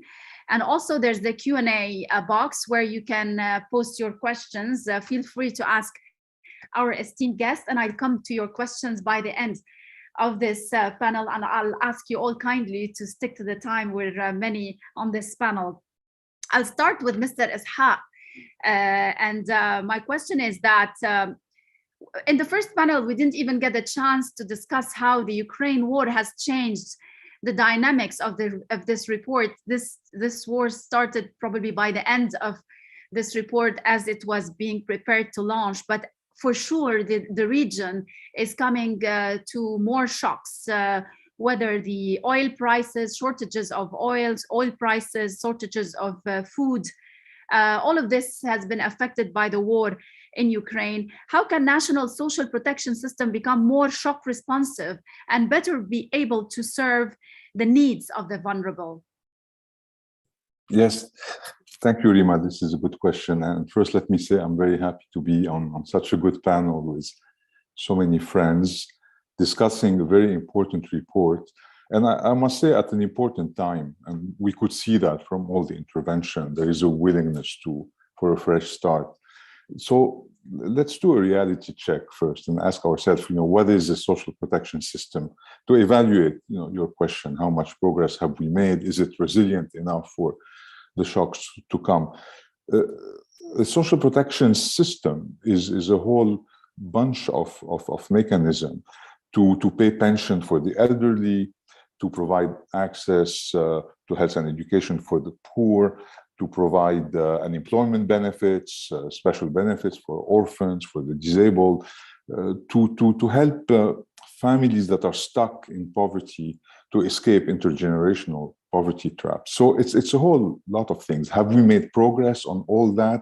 Not really. I would say no, not in many countries during the past few years.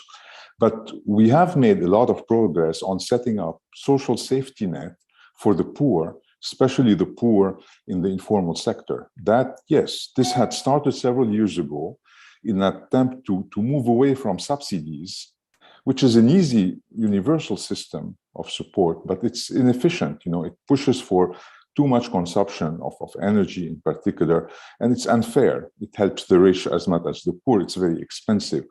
So there was the beginning of a move toward targeted social safety net, where you pay condition on some behaviors, possibly the poor during a particular period to help them pass the difficult moment. And there were progress in many countries: Morocco, Jordan, Lebanon, Egypt, some of even Sudan made progress, and that's very good. We should recognize that. But even there, there are improvements that are needed. Not enough transparency. Many people are missed. The coverage is not complete. It's not digitalized. There is clientelism, and so some progress is needed there as well. But I would make 3 points to broaden a little bit the conversation. First of all, this has very much focused on the poorest of the poor. And the missing coverage is mostly for the lower middle income, informal workers, many of which are youth, women, unemployed, with lots of discontent. And this is a major thing that needs to be addressed. The richer, if you like, are covered by the formal safety nets, and the very poor are now covered, but the large middle is missing. And the second important point to note is that social protection cannot solve all ills. The ills come from the fact that jobs do not exist, that the state has become much weaker, cannot offer good health and education services. These things need to be fixed, and a social protection system cannot by itself fix all that. And the report, of course, covers these other aspects and present a balanced picture. And the third is that, even though this looks like an enormous agenda, and you can add, of course, the digitalization and the climate challenges, one has to start somewhere. And starting with social protection is a good thing, because, as many have said, it starts rebuilding trust. And in this journey, trust is going to be very important. It's important in allowing for the kind of policies that will generate social transformation, structural change, away from dying sectors into diversified sectors, away from energy-intensive activities towards energy-clean activities. And so it's a good place to start. The question that we're left with is that of financing, but I'll let you ask that question later. I always ask who pays the bill and who's going to finance all of that. I'm going to move to Ms. Elwad Elman. What steps can all actors take? Like, I'm talking about government, education authorities, local administration, CSOs, and academic institutions, to address the challenges that make up for the losses in education for the youth. So we saw so many breaks in the education during the pandemic.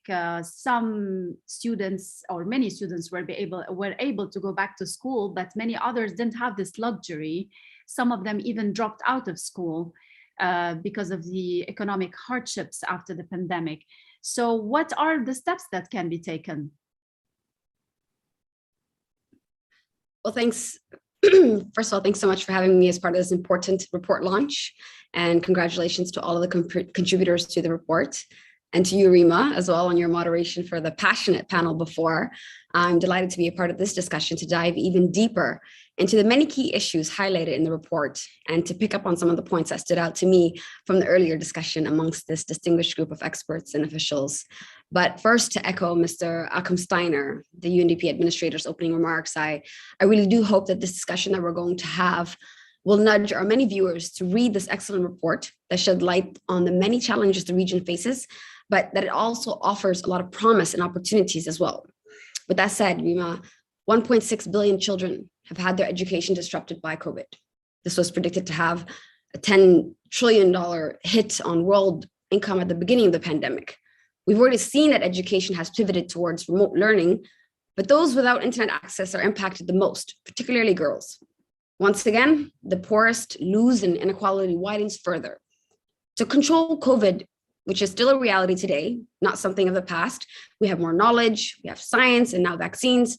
But to address the education deficit, all students need access to world-class digital education. They need hardware, connection, and content. And we need to revolutionize education to be fit for purpose, whether it's integrating the realities of today in their national curriculum, or integrating climate education, agribusiness, climate resiliency, and building more integrated systems of learning, investing more in skills training. And this is key for girls to go back to school, but also to be able to adapt to the vastly environmental degradation that much of the region is facing, where communities are destroyed by both the inflation, conflict, water scarcity, and climate issues, among many others that are evolving and growing in the region. And this is some of the work that I'm involved with at the Aman Peace Center in Somalia. And we do this with the recognition that if children and girls are not going back to school after the pandemic, because they now have to fill domestic or unsafe work to contribute to their households, or to be safe from the various gender-based violence vulnerabilities that COVID has exacerbated, then we need to invest in skills training and employability and non-formal education, as well as formal education, that actually takes these realities to heart. And we also need to think about incentivizing families to promote their girls to go back to school now. And this is one of the big challenges that we're facing.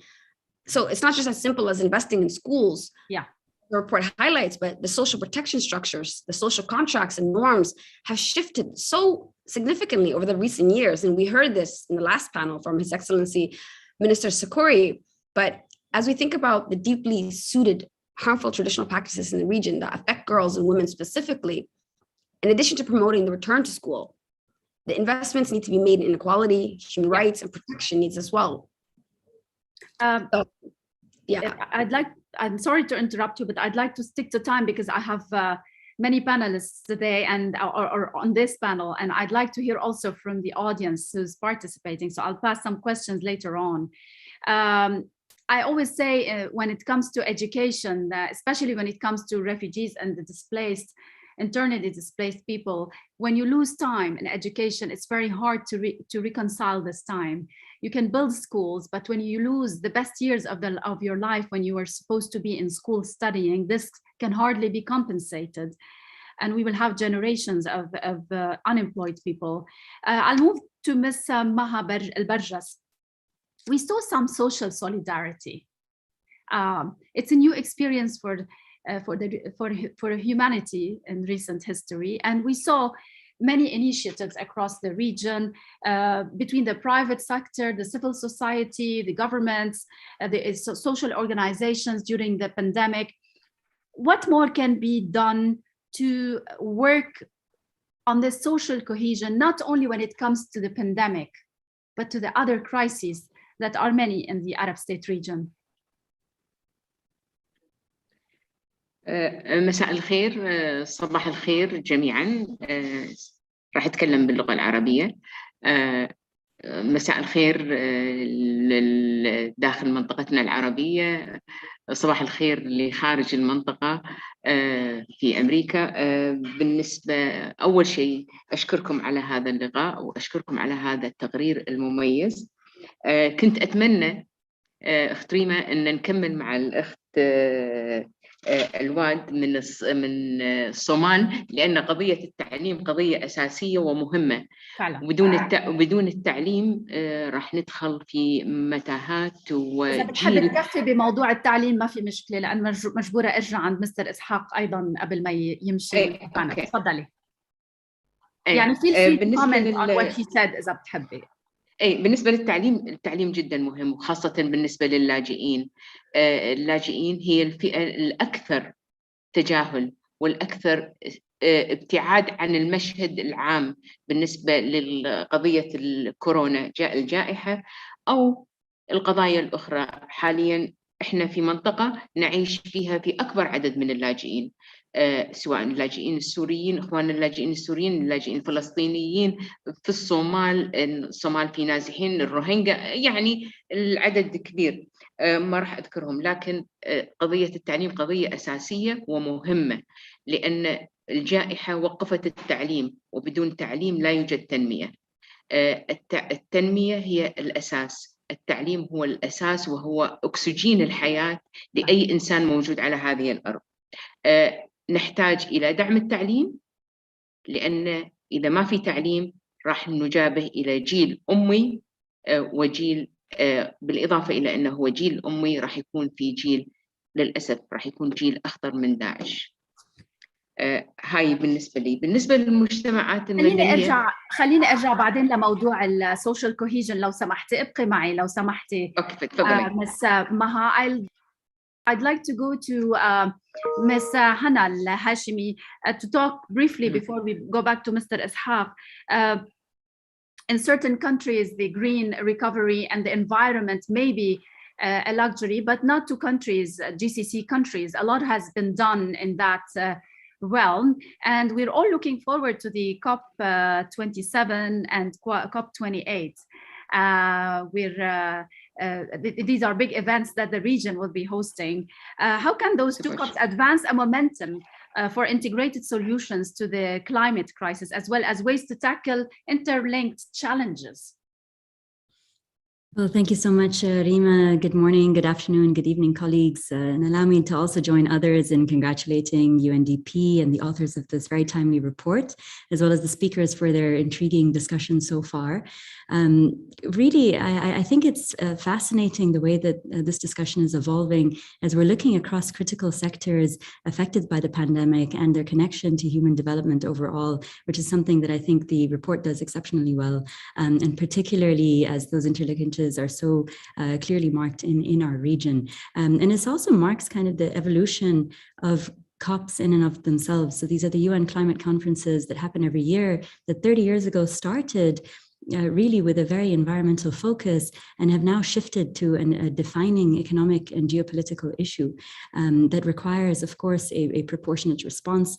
And many through the pandemic have flagged that while there is a current crisis happening, of course, the climate crisis looms and for many is very real, and many are very much facing the real impacts today. We see this in, of course, the food security crises, and we see looming challenges in the energy sector and multiple other sectors. And as Ismaha mentioned, of course, there's a linkage to potentially displaced people due to the impacts of climate. So what I wanted to flag, though, is the opportunity, as you've mentioned, of these two conferences taking place in the Arab region.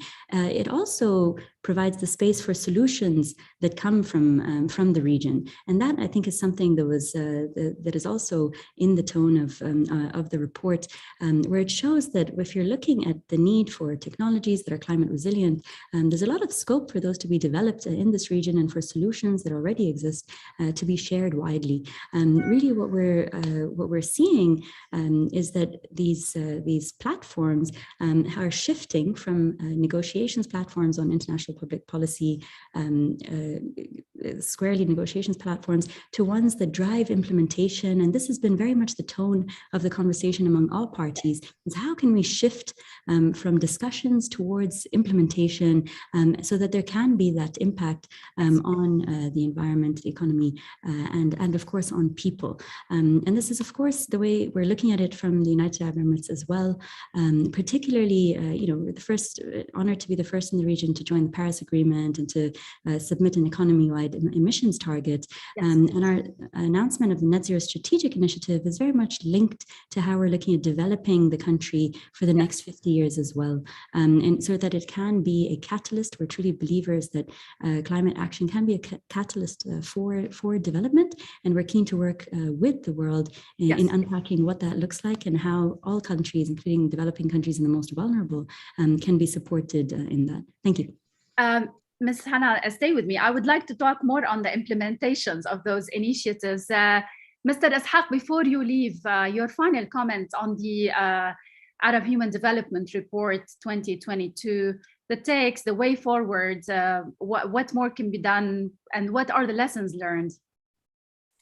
Yeah, we're talking about all the interesting issues Hannah, Ilwad, and Maha are telling us about. The people, education, refugees, the planet, all this is really at the core. But the big question that you wanted to ask is, how do you pay for all of this? And maybe I want to just raise the alarm on the fact that for the oil importer countries, there is really a debt crisis that is brewing. And it doesn't really show in the report because we talk about averages and averages of oil importers and oil exporters. And this debt crisis is also going to hit low and middle income countries around the world. The World Bank predicts that 60% of poor countries are at risk now of a debt crisis. Now, the debt situation has been deteriorating in the oil importers since at least 2011. Deficit rose because of the Arab Spring. Governments wanted to kind of satisfy people, and growth fell. So the ratio increased a whole lot. And this was exacerbated by COVID-19. There were big deficits that were financed by debt, and now by Ukraine again, where government will borrow to pay for more expensive food bills in order to reduce the shock on people. There's a financial crisis ongoing, as you know, in Lebanon, in Sudan. Tunisia is in a very perilous situation right now. It has lost access to the market.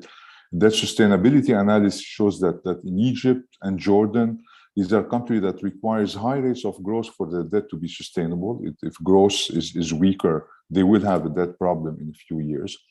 Morocco is in better shape, but already it doesn't have the fiscal space. As the minister explained, there were the expensive plans to expand social security, but it's constrained by the necessity to now raise taxes and generate the resources internally. Now, there was a big debt crisis in the 80s in these countries.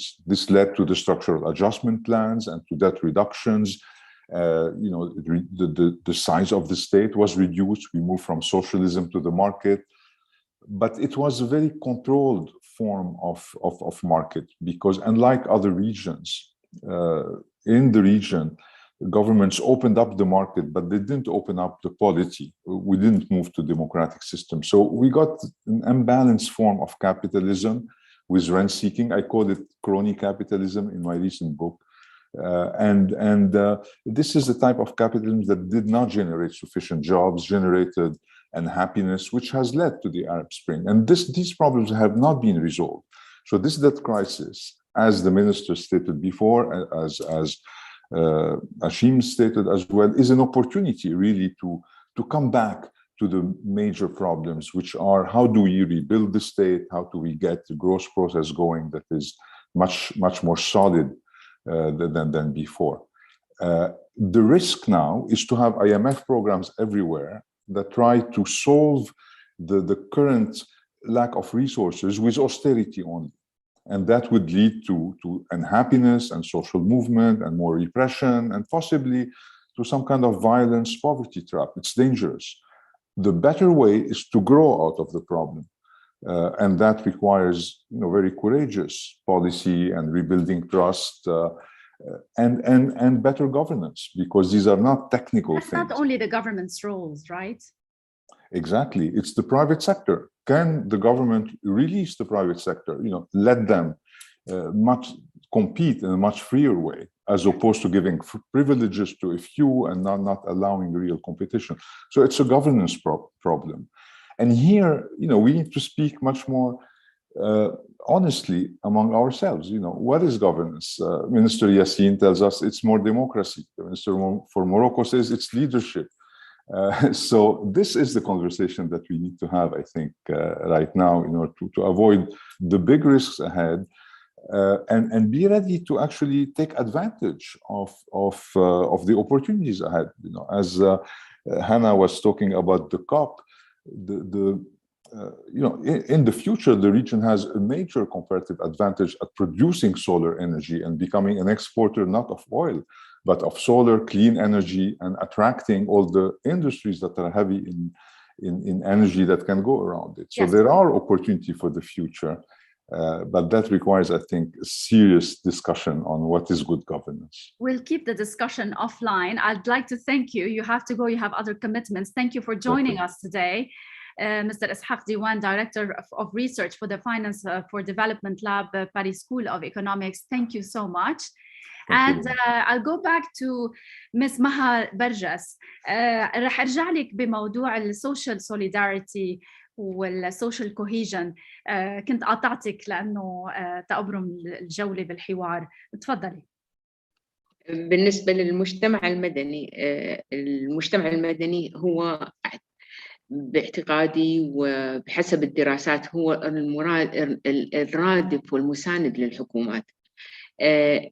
الدول خلال فترة الجائحة اللي ساعدت ودعمت وشاركت مع المجتمع المدني، جعلت المجتمع المدني جزء من صنع القرار معها في خلال فترة الجائحة، استطاعت أنها يصير في اندماج بينهم وبين بعض، يصير في تعايش، لأنها كانت هي لها قدرات أكثر للتحرك أسرع من الحكومات.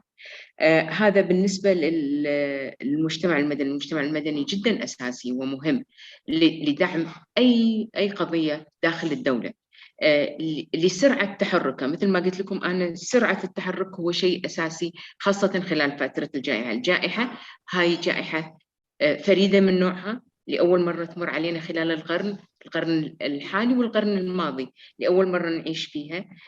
نحتاج إلى دعم هذه المؤسسات المجتمع المدني. الحكومات بحاجة نطالبها بزيادة الدعم. هل تبعات جائحة كوفيد، والآن نحن أمام مشكلة أكبر، الفود سبلايز وتبعات حرب أوكرانيا، هل خلصنا احنا كوفيد إلى الآن لم نتعافى منها. صحيا إلى الآن تعايشنا معها ولم نتعافى منها.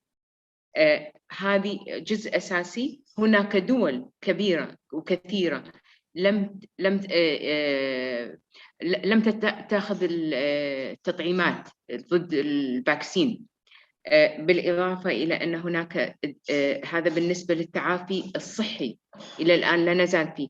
بالنسبة لموضوع التعافي اللي هي القضايا الاجتماعية والاقتصادية والسياسية لا نزال نعيش فيها. إحنا ممكن تستمر الأزمات اللي موجودة عندنا إلى فترة طويلة. نحتاج إلى دعم، نحتاج إلى تكريس إلى هذا الشيء. زادت بالإضافة إلى تبعات والنتائج اللي طلعت من آثار كوفيد الحرب الأوكرانية. الحرب الأوكرانية في أمن غذائي مهدد في العالم. في طوابير على الخبز، يعني في بلدان عم تشهد ناس ناطرة بالصف في طوابير للخبز. يمكن تيجي بعد بالإضافة إلى الحرب الأوكرانية، مثل ما قالت الأخت هنا، موضوع التغير المناخي مهددين. إحنا مهددين في موضوع التغير المناخي. بحاجة إلى ست مها you're being interrupt، يعني في مشكلة connectivity شوي، ما عم نسمعك بوضوح. رح أرجع لك إذا أمكن بتكوني بهالوقت إذا ما في يعني. أوكي أنا أحاول أشوف. أيوة. أوكي. interruptions بالأوديو. Let me move to Miss Elwad. Elwan, we're going to go back to you with more questions, and I'd like to focus more on education. What can be done? What are the steps that can be done? And I'm not talking here about the refugees and displaced only, but about a branch or section in society that, or among the youth and the students that were not even able to go back to school after the COVID. Their parents lost their jobs. The report talks about some kids that have been thrown more into the work market earlier than they should have. What can be done to recover? Well, this was to my point earlier as well too, Rima. We have to be honest that many children and girls particularly that have dropped out of school as a result of the pandemic may not return to schools. So the education systems also need to change, but the opportunity that is clearly highlighted in this report is the region's vibrant youth population, and that this will be key to drive economic growth and create economies that are more fair, sustainable, and green. And as it relates to education and how to get these most marginalized and most vulnerable young people back into schools, we need to leverage the rapid rise of new technologies and digitization that is transforming the world and the work of the region, and is widening the gap between the skills that young people currently have and those that they need for both tomorrow and today. And these are sectors that governments and academics and private sectors alike need and can invest in. And the region, as outlined in the report, is of course not homogenous, but there are some countries, even the fragile conflict states like Somalia, where there's a huge potential in investing further in digital economies and education as well too. In fact, Somalia is ranked as the 7th cheapest place in the world for high-speed internet. And utilizing this for social protection measures, access to education, industry building are all very much within reach. So when we think about getting these young people back into school, we need to also leapfrog from the pandemic and accelerate opportunities for these young people by leveraging the tools that are available. We need to equip youth with the skills required to thrive in this new economy. And this has never been more urgent. And there are many innovations and examples of this that have taken off during the pandemic, but we need to decentralize and share these best practices so they can reach the most vulnerable.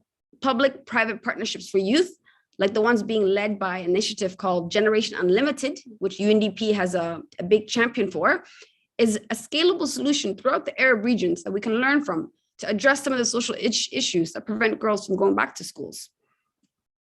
To shift from the education and the women and children and the youth, I'd like to go back to the environment. And Ms. Hana, you spoke about, Ms. Hana Al-Hashimi, you were talking about the initiatives, the many initiatives that the region is witnessing. And some of them are really, we feel proud that the region can think of such big green projects, very hopeful projects. But as they say, is it حبر على ورق? يعني, what about the implementation? When do we need these projects done by? And is there more awareness to the urgency of the environmental problems in the Arab state region? Thank you so much, Rima, and hopefully I'll do a better job of explaining that I believe climate is an everything issue, not just an environmental issue, but thank you so very much. Indeed, I mean, the region has made considerable progress in efforts on reducing emissions. The report points to enhanced nationally determined contributions on emissions reductions and billions of dollars of investments in renewable energy and energy efficiency. We've heard from their excellencies from Egypt, Morocco, and Lebanon in the last panel on how this is linked, I believe, to overall development.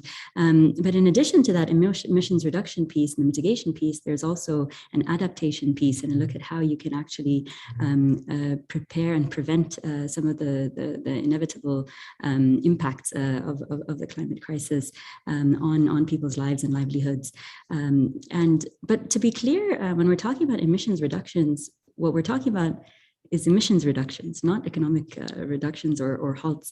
So just as our colleagues here were mentioning, the idea is to look at opportunities and how to sort of reorient the economies and allow for opportunities and innovations that allow people to continue and future generations also to continue to thrive. I think I'd like to touch on the point on renewables specifically, because what the current crisis shows is that the renewable energy transition won't happen overnight. It's an energy secure future really requires us to look at accessibility, affordability, and sustainability altogether.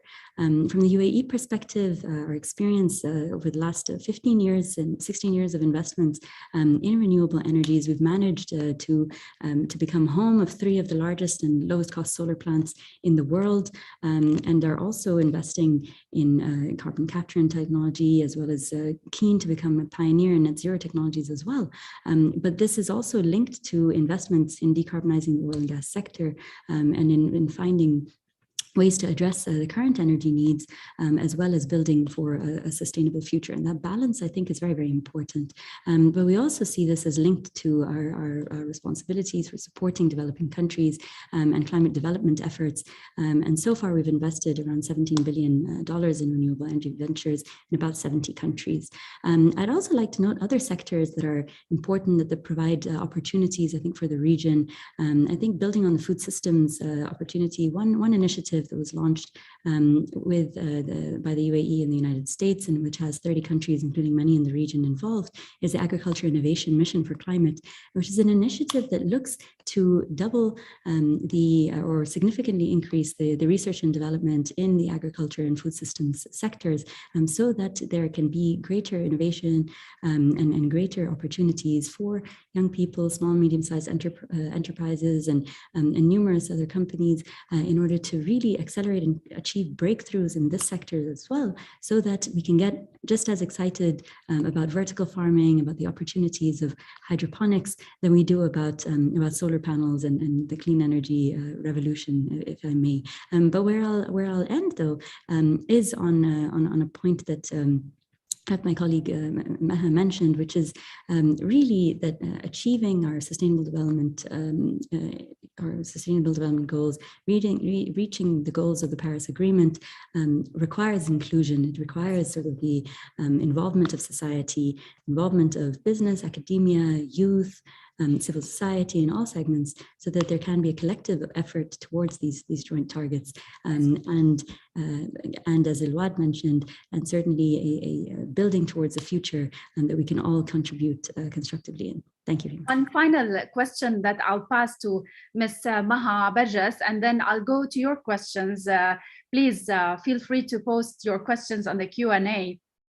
It's easy. من السهل Ms. Barjas إنه نلقي اللوم على الحكومات، لكن في دور للمجتمع المدني. إذا بدك to elaborate إذا أمكن، أو يعني تحكي أكثر عن هذا الدور، شو المطلوب من CSOs؟ محطوط ميوت بعتقد. You need to unmute Ms. Maha. اوكي سوري. بالنسبة للحكومات، احنا المجتمع المدني بحاجة طبعا إلى دعم. المجتمع المدني بحاجة حاليا، خاصة بعد الجائحة، نحتاج إلى قضايا تمكين المرأة. قضايا تمكين المرأة جدا مهمة، والشباب، لأن هم دائما الحلقة الأضعف في أي أزمة. والعرب ديفلوبمنت ريبورت عنده حصة الأسد، يعني المرأة واليوث في كتير معلومات وديتا عن هذا الموضوع مخيفة فيما بعض. جدا مهمة. الفئات الأشد فقرا، يعني خاصة مثل ما قالت الأخت هنا على موضوع أن التغير المناخي راح يزيد الفئات الفقر. أنا ما أحب أتكلم أقول فقيرة، لا، ذوات الدخل المحدود دائما هذه راح تكون أكثر تأثيرا. نسبة الدخل المحدود والهشاشة اللي راح تصير في المجتمع زيادة، هاي نحتاج إحنا إلى دعم. المجتمعات المدنية، المجتمع المدني بحاجة إلى دعم من الحكومات ومن القطاع الخاص. في قضايا عديدة موجودة حاليا نحتاج إلى دعم فيها. قضايا العمالة الهامشية اللي موجودة داخل مجتمعاتنا، يمكن في المجتمعات الخليجية موجودة نعاني منها أكثر من بقية الدول. في عندنا قضايا اللاجئين. اللاجئين هاي فئة مهمشة أو مستبعدة، لأن هم أكثر ناس تأثراً كانت في قضية كوفيد، والآن راح تتأثر أكثر في قضايا التغير المناخي. المجتمع المدني مجتمع قوي. المجتمع المدني متى إنه يكون الحكومات تدعمه وتتضامن معه، راح يكون هو السند للحكومات، وأكثر يكون في تضامن وتنسيق بالمجتمع، أكثر قوة. المجتمع أكثر يثق في الحكومة لما تكون في مجتمعات مدنية. هاي هي الأساس المجتمعات المدنية. بالنسبة لي أنا نحتاج إلى قضايا كثيرة. أعتقد أن التقرير طرحها، لكن في هناك قضايا أكثر، لأن للأسف الأزمات أكثر صايرة في الوقت الحالي. إحنا عارفين يعني متى ممكن إنه يصير في وباء جديد. أنا ما بأخوف الناس، بس لكن في كلام إن في وباء جديد راح يكون موجود في المجتمع. يعني أعداد أكبر للكورونا، للكوفيد 19، في إصابات أكثر في بعض الدول العربية رجعت تعمل restrictions. عم بدهمنا الوقت. I'd like to engage the audience. Ms. برجس خليكي معنا لأنه أول سؤال رح يكون لإلك. But I'd like to pass some of the questions from the audience and please post them on the Q&A. السؤال لإلك ست مها. It's from Hassan Rakid. Many civil society activities across multiple regions and sectors bring added value to countries and help find lasting solutions to their development. مو قاعدة أسمع. ما عم تسمعيني؟ مو قاعدة أسمع السؤال. أوكي. السؤال هو، عم تسمعيني هلا؟ Many civil society activities across multiple regions and sectors bring added value to countries and help find lasting solutions to their development challenges in an increasingly complex and interconnected world. So how do you plan to do it? يعني ما هي خارطة الطريق إذا بدك للهيئات الاجتماعية أو civil society activities؟ ما هي الخطة الموجودة داخل المجتمع المدني، أو خطط المجتمع المدني للمجتمع؟ للمجتمع. احنا طبعا احنا عندنا دراسات نقوم بدراسة المجتمع وبالاحتياجات اللي موجودة. في عندنا قضية التعليم قضية أولية بالنسبة لنا، وقضايا الصحة هاي بالنسبة لنا من الأولويات اللي موجودة في الجمعيات في المجتمع المدني داخل الكويت. أنا أتكلم داخل الكويت. هاي قضيتين مهمتين، بالإضافة إلى أن إحنا في قضايا أخرى هي قضايا التغير المناخي. في قاعدة تصير في أمطار، في عواصف رملية قاعدة تحدث في المنطقة. إحنا قاعدين نواجهها وقاعدين ندرب الناس ونعطي حملات توعوية لهذه الأشياء. بالإضافة إلى أن إحنا عندنا موضوع الإسعافات الأولية، هاي جدا جدا مهمة لنا، موجودة عندنا. هاي من أهم الأشياء اللي موجودة. التعليم يأتي في المرتبة الأولى. نعم. والصحة. طيب. بالإضافة إلى عمليات التوعية حتى بالنسبة للأوبئة وهون يعني موضوع الكلايمت أنا بدي أقول إنه المنطقة أنا مو قاعدة أسمع ولا شيء. طيب. I have to move on, Ms. Maha. In the matter of the climate also, when it comes to climate, the report mentioned that the region has witnessed some of the hottest years over the years. I have a question from Hassan Khalidi. I'll pass it on to Ms. Hana Al-Hashimi, if possible.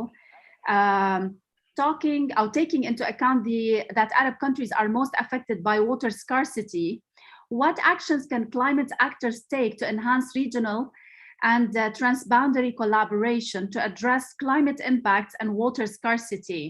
If you can answer this question, Ms. Hana. Thank you so very much, Ms. Rima, and thanks, Hassan, for the question. I'm actually really glad that you mentioned this, Hassan, because this has been profiled as a priority by the Egyptian presidency for the upcoming COP27. Indeed, food security and water security have not been as squarely discussed within the climate debate, but there's a true opportunity in looking towards solutions and implementations to look to how we can actually drive innovation in these sectors and address the impending challenges. And with that, the Egyptian presidency has dedicated, of course, a day to adaptation, and is also looking at an initiative that they're working on with a number of different organizations, and are inviting youth and civil society participation in order to actively unpack what those opportunities could be and how the process can support innovation in them.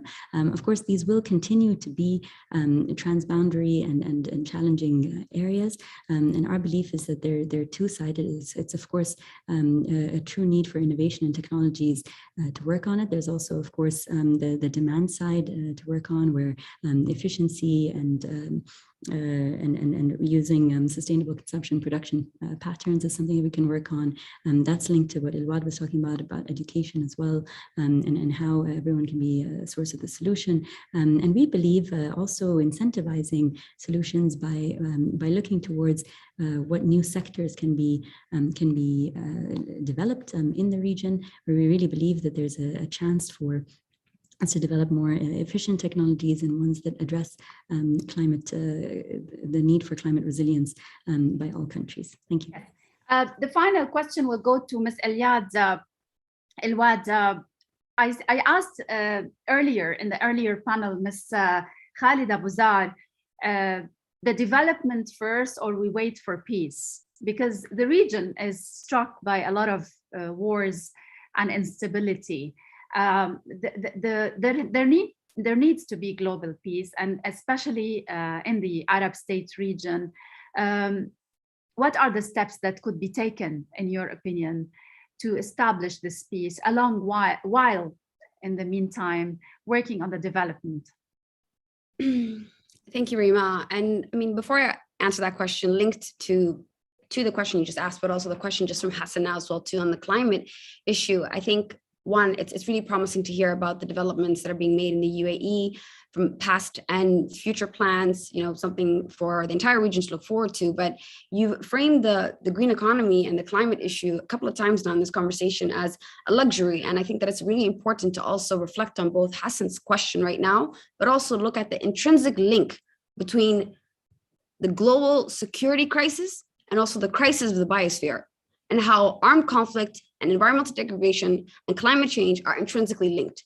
And countries like Somalia and the Arab states are at the nexus in the forefronts of this. So when we're talking about cyclical weather shocks, humanitarian disasters, environmental issues, missing raining seasons, water scarcity, and how that also increases vulnerability of communities. These are all issues that need to be addressed now. And for a long time, climate issues and environmental issues have been looked at as a preventative measure, something that we need to invest in the future, after war, a box we took then. And it's to your question as well, too, about peace, work, or development now. And the same way that we need to invest in environmental issues now, we need to invest in development issues during armed conflict. The two are interdependent. And not only are they interdependent, but investing in development during times of armed conflict in fragile and conflict-affected states is actually a preventative measure that builds peace. So the steps of how to do this really were articulated by Maha in her interventions as well too. It's by leveraging both political peace and social peace, by empowering civil society to actually lead programming on the ground, by having parallel investments in governance, institution building, but also service delivery, particularly in communities where the governments are still so fragile, where much of the social services like education, like health, like protection are being led by civil society organizations. So they need to happen in tandem. And everything is interconnected. Human life, nature, biodiversity, conservation, all of these initiatives are interlinked and interdependent. And the sooner that we begin to invest in them during times of conflict, I believe the sooner we are able to resolve some of these seemingly intractable conflicts of the world. As I mentioned before, I can go on and on and on. It's a very, very valuable report. ست مها بأقل من دقيقة آخر كلمة لإلك. تقرير التنمية الإنسانية العربية لعام 2022 بين إيدينا. تقرير مهم جدا فيه معلومات كتير مهمة. آخر كلمة بتقوليها بأقل من دقيقة. بالنسبة لي أنا أول شيء شكرا على هذا التقرير الرائع. أنا قريت الملخص، لكن بس أخلص من الملخص راح أقرأ التقرير إن شاء الله بالكامل. دعم، خلونا نعمل على دعم التعليم. التعليم قضية مهمة وقضية أساسية، ودعم اللاجئين والفئات المستضعفة هم اللي محتاجين أكثر، هم اللي أكثر تأثراً يعني أي أزمة راح تحدث لهم راح يأثر على المجتمع بشكل عام وعلى أمن الدولة والأمن العالمي، يعني لا يقتصر على هذا الشيء. وشكراً لكم. Thank you, Ms. Hannah. Final word in less than a minute. Yeah, I think it's been very, very clear that these are interconnected and complex issues, and that we really need to look at sustainable development holistically, so that really what we're building really encompasses the roadmap that the administrator, Achim Steiner, reminded us is there in the Sustainable Development Goals. We have 17 goals that really put forward that weave of the people, planet, profit, partnerships, and peace that we need to bring together in order to truly ensure a sustainable future. But our hope is that through partnerships, we can sort of work jointly and spur innovation in order to find the solutions that we need, and in order to empower everyone in every sector of society, and all sectors indeed, even across business, to be able to be a part of that solution.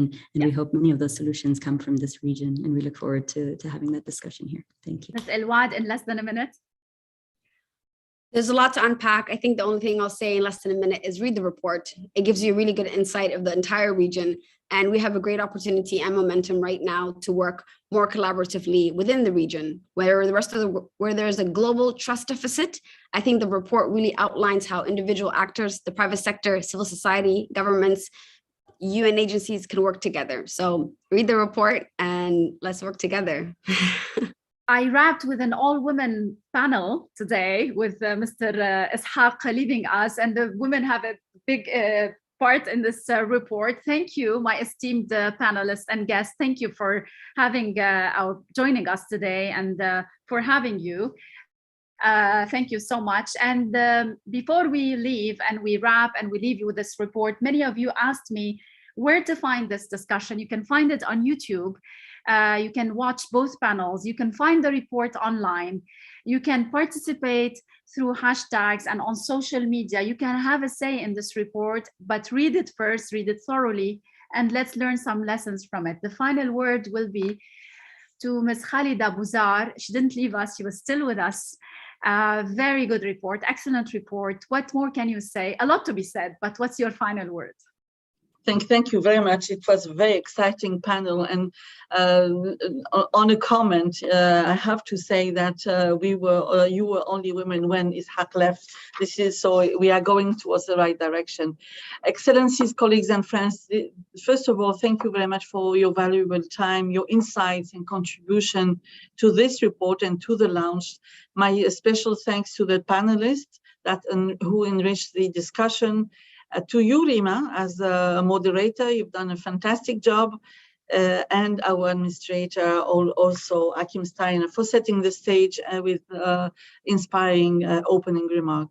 This report is a truly collective report. It's not one person drawing on insight from our work in UNDP, but also the experiences as assessment from other partners, institutions across the region. The relevance and impact of the report is already clear from today in the fact that we had more than 400 participants online from the region and beyond the region. My thanks, if you allow me, Rima, to the authors and team behind the report, Tehmina Akhtar, who has been leading this very demanding process as a lead author, but also all the authors who worked without complaining around the clock.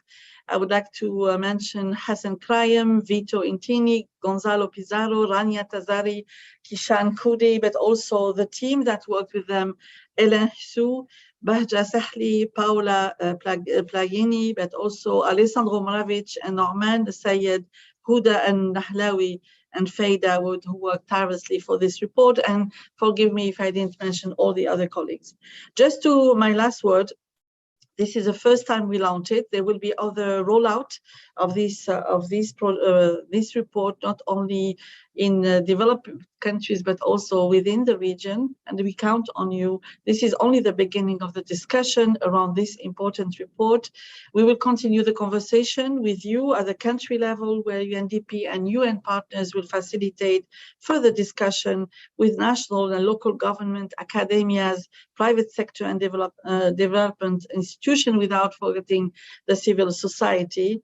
There is a keen interest from our national counterpart that has already been expressed to see how they can use the rich finding of this report to deliver more responsive governance, more diversified and economies, inclusive and cohesive societies, and scale up green recoveries at the local and national level. Thank you again.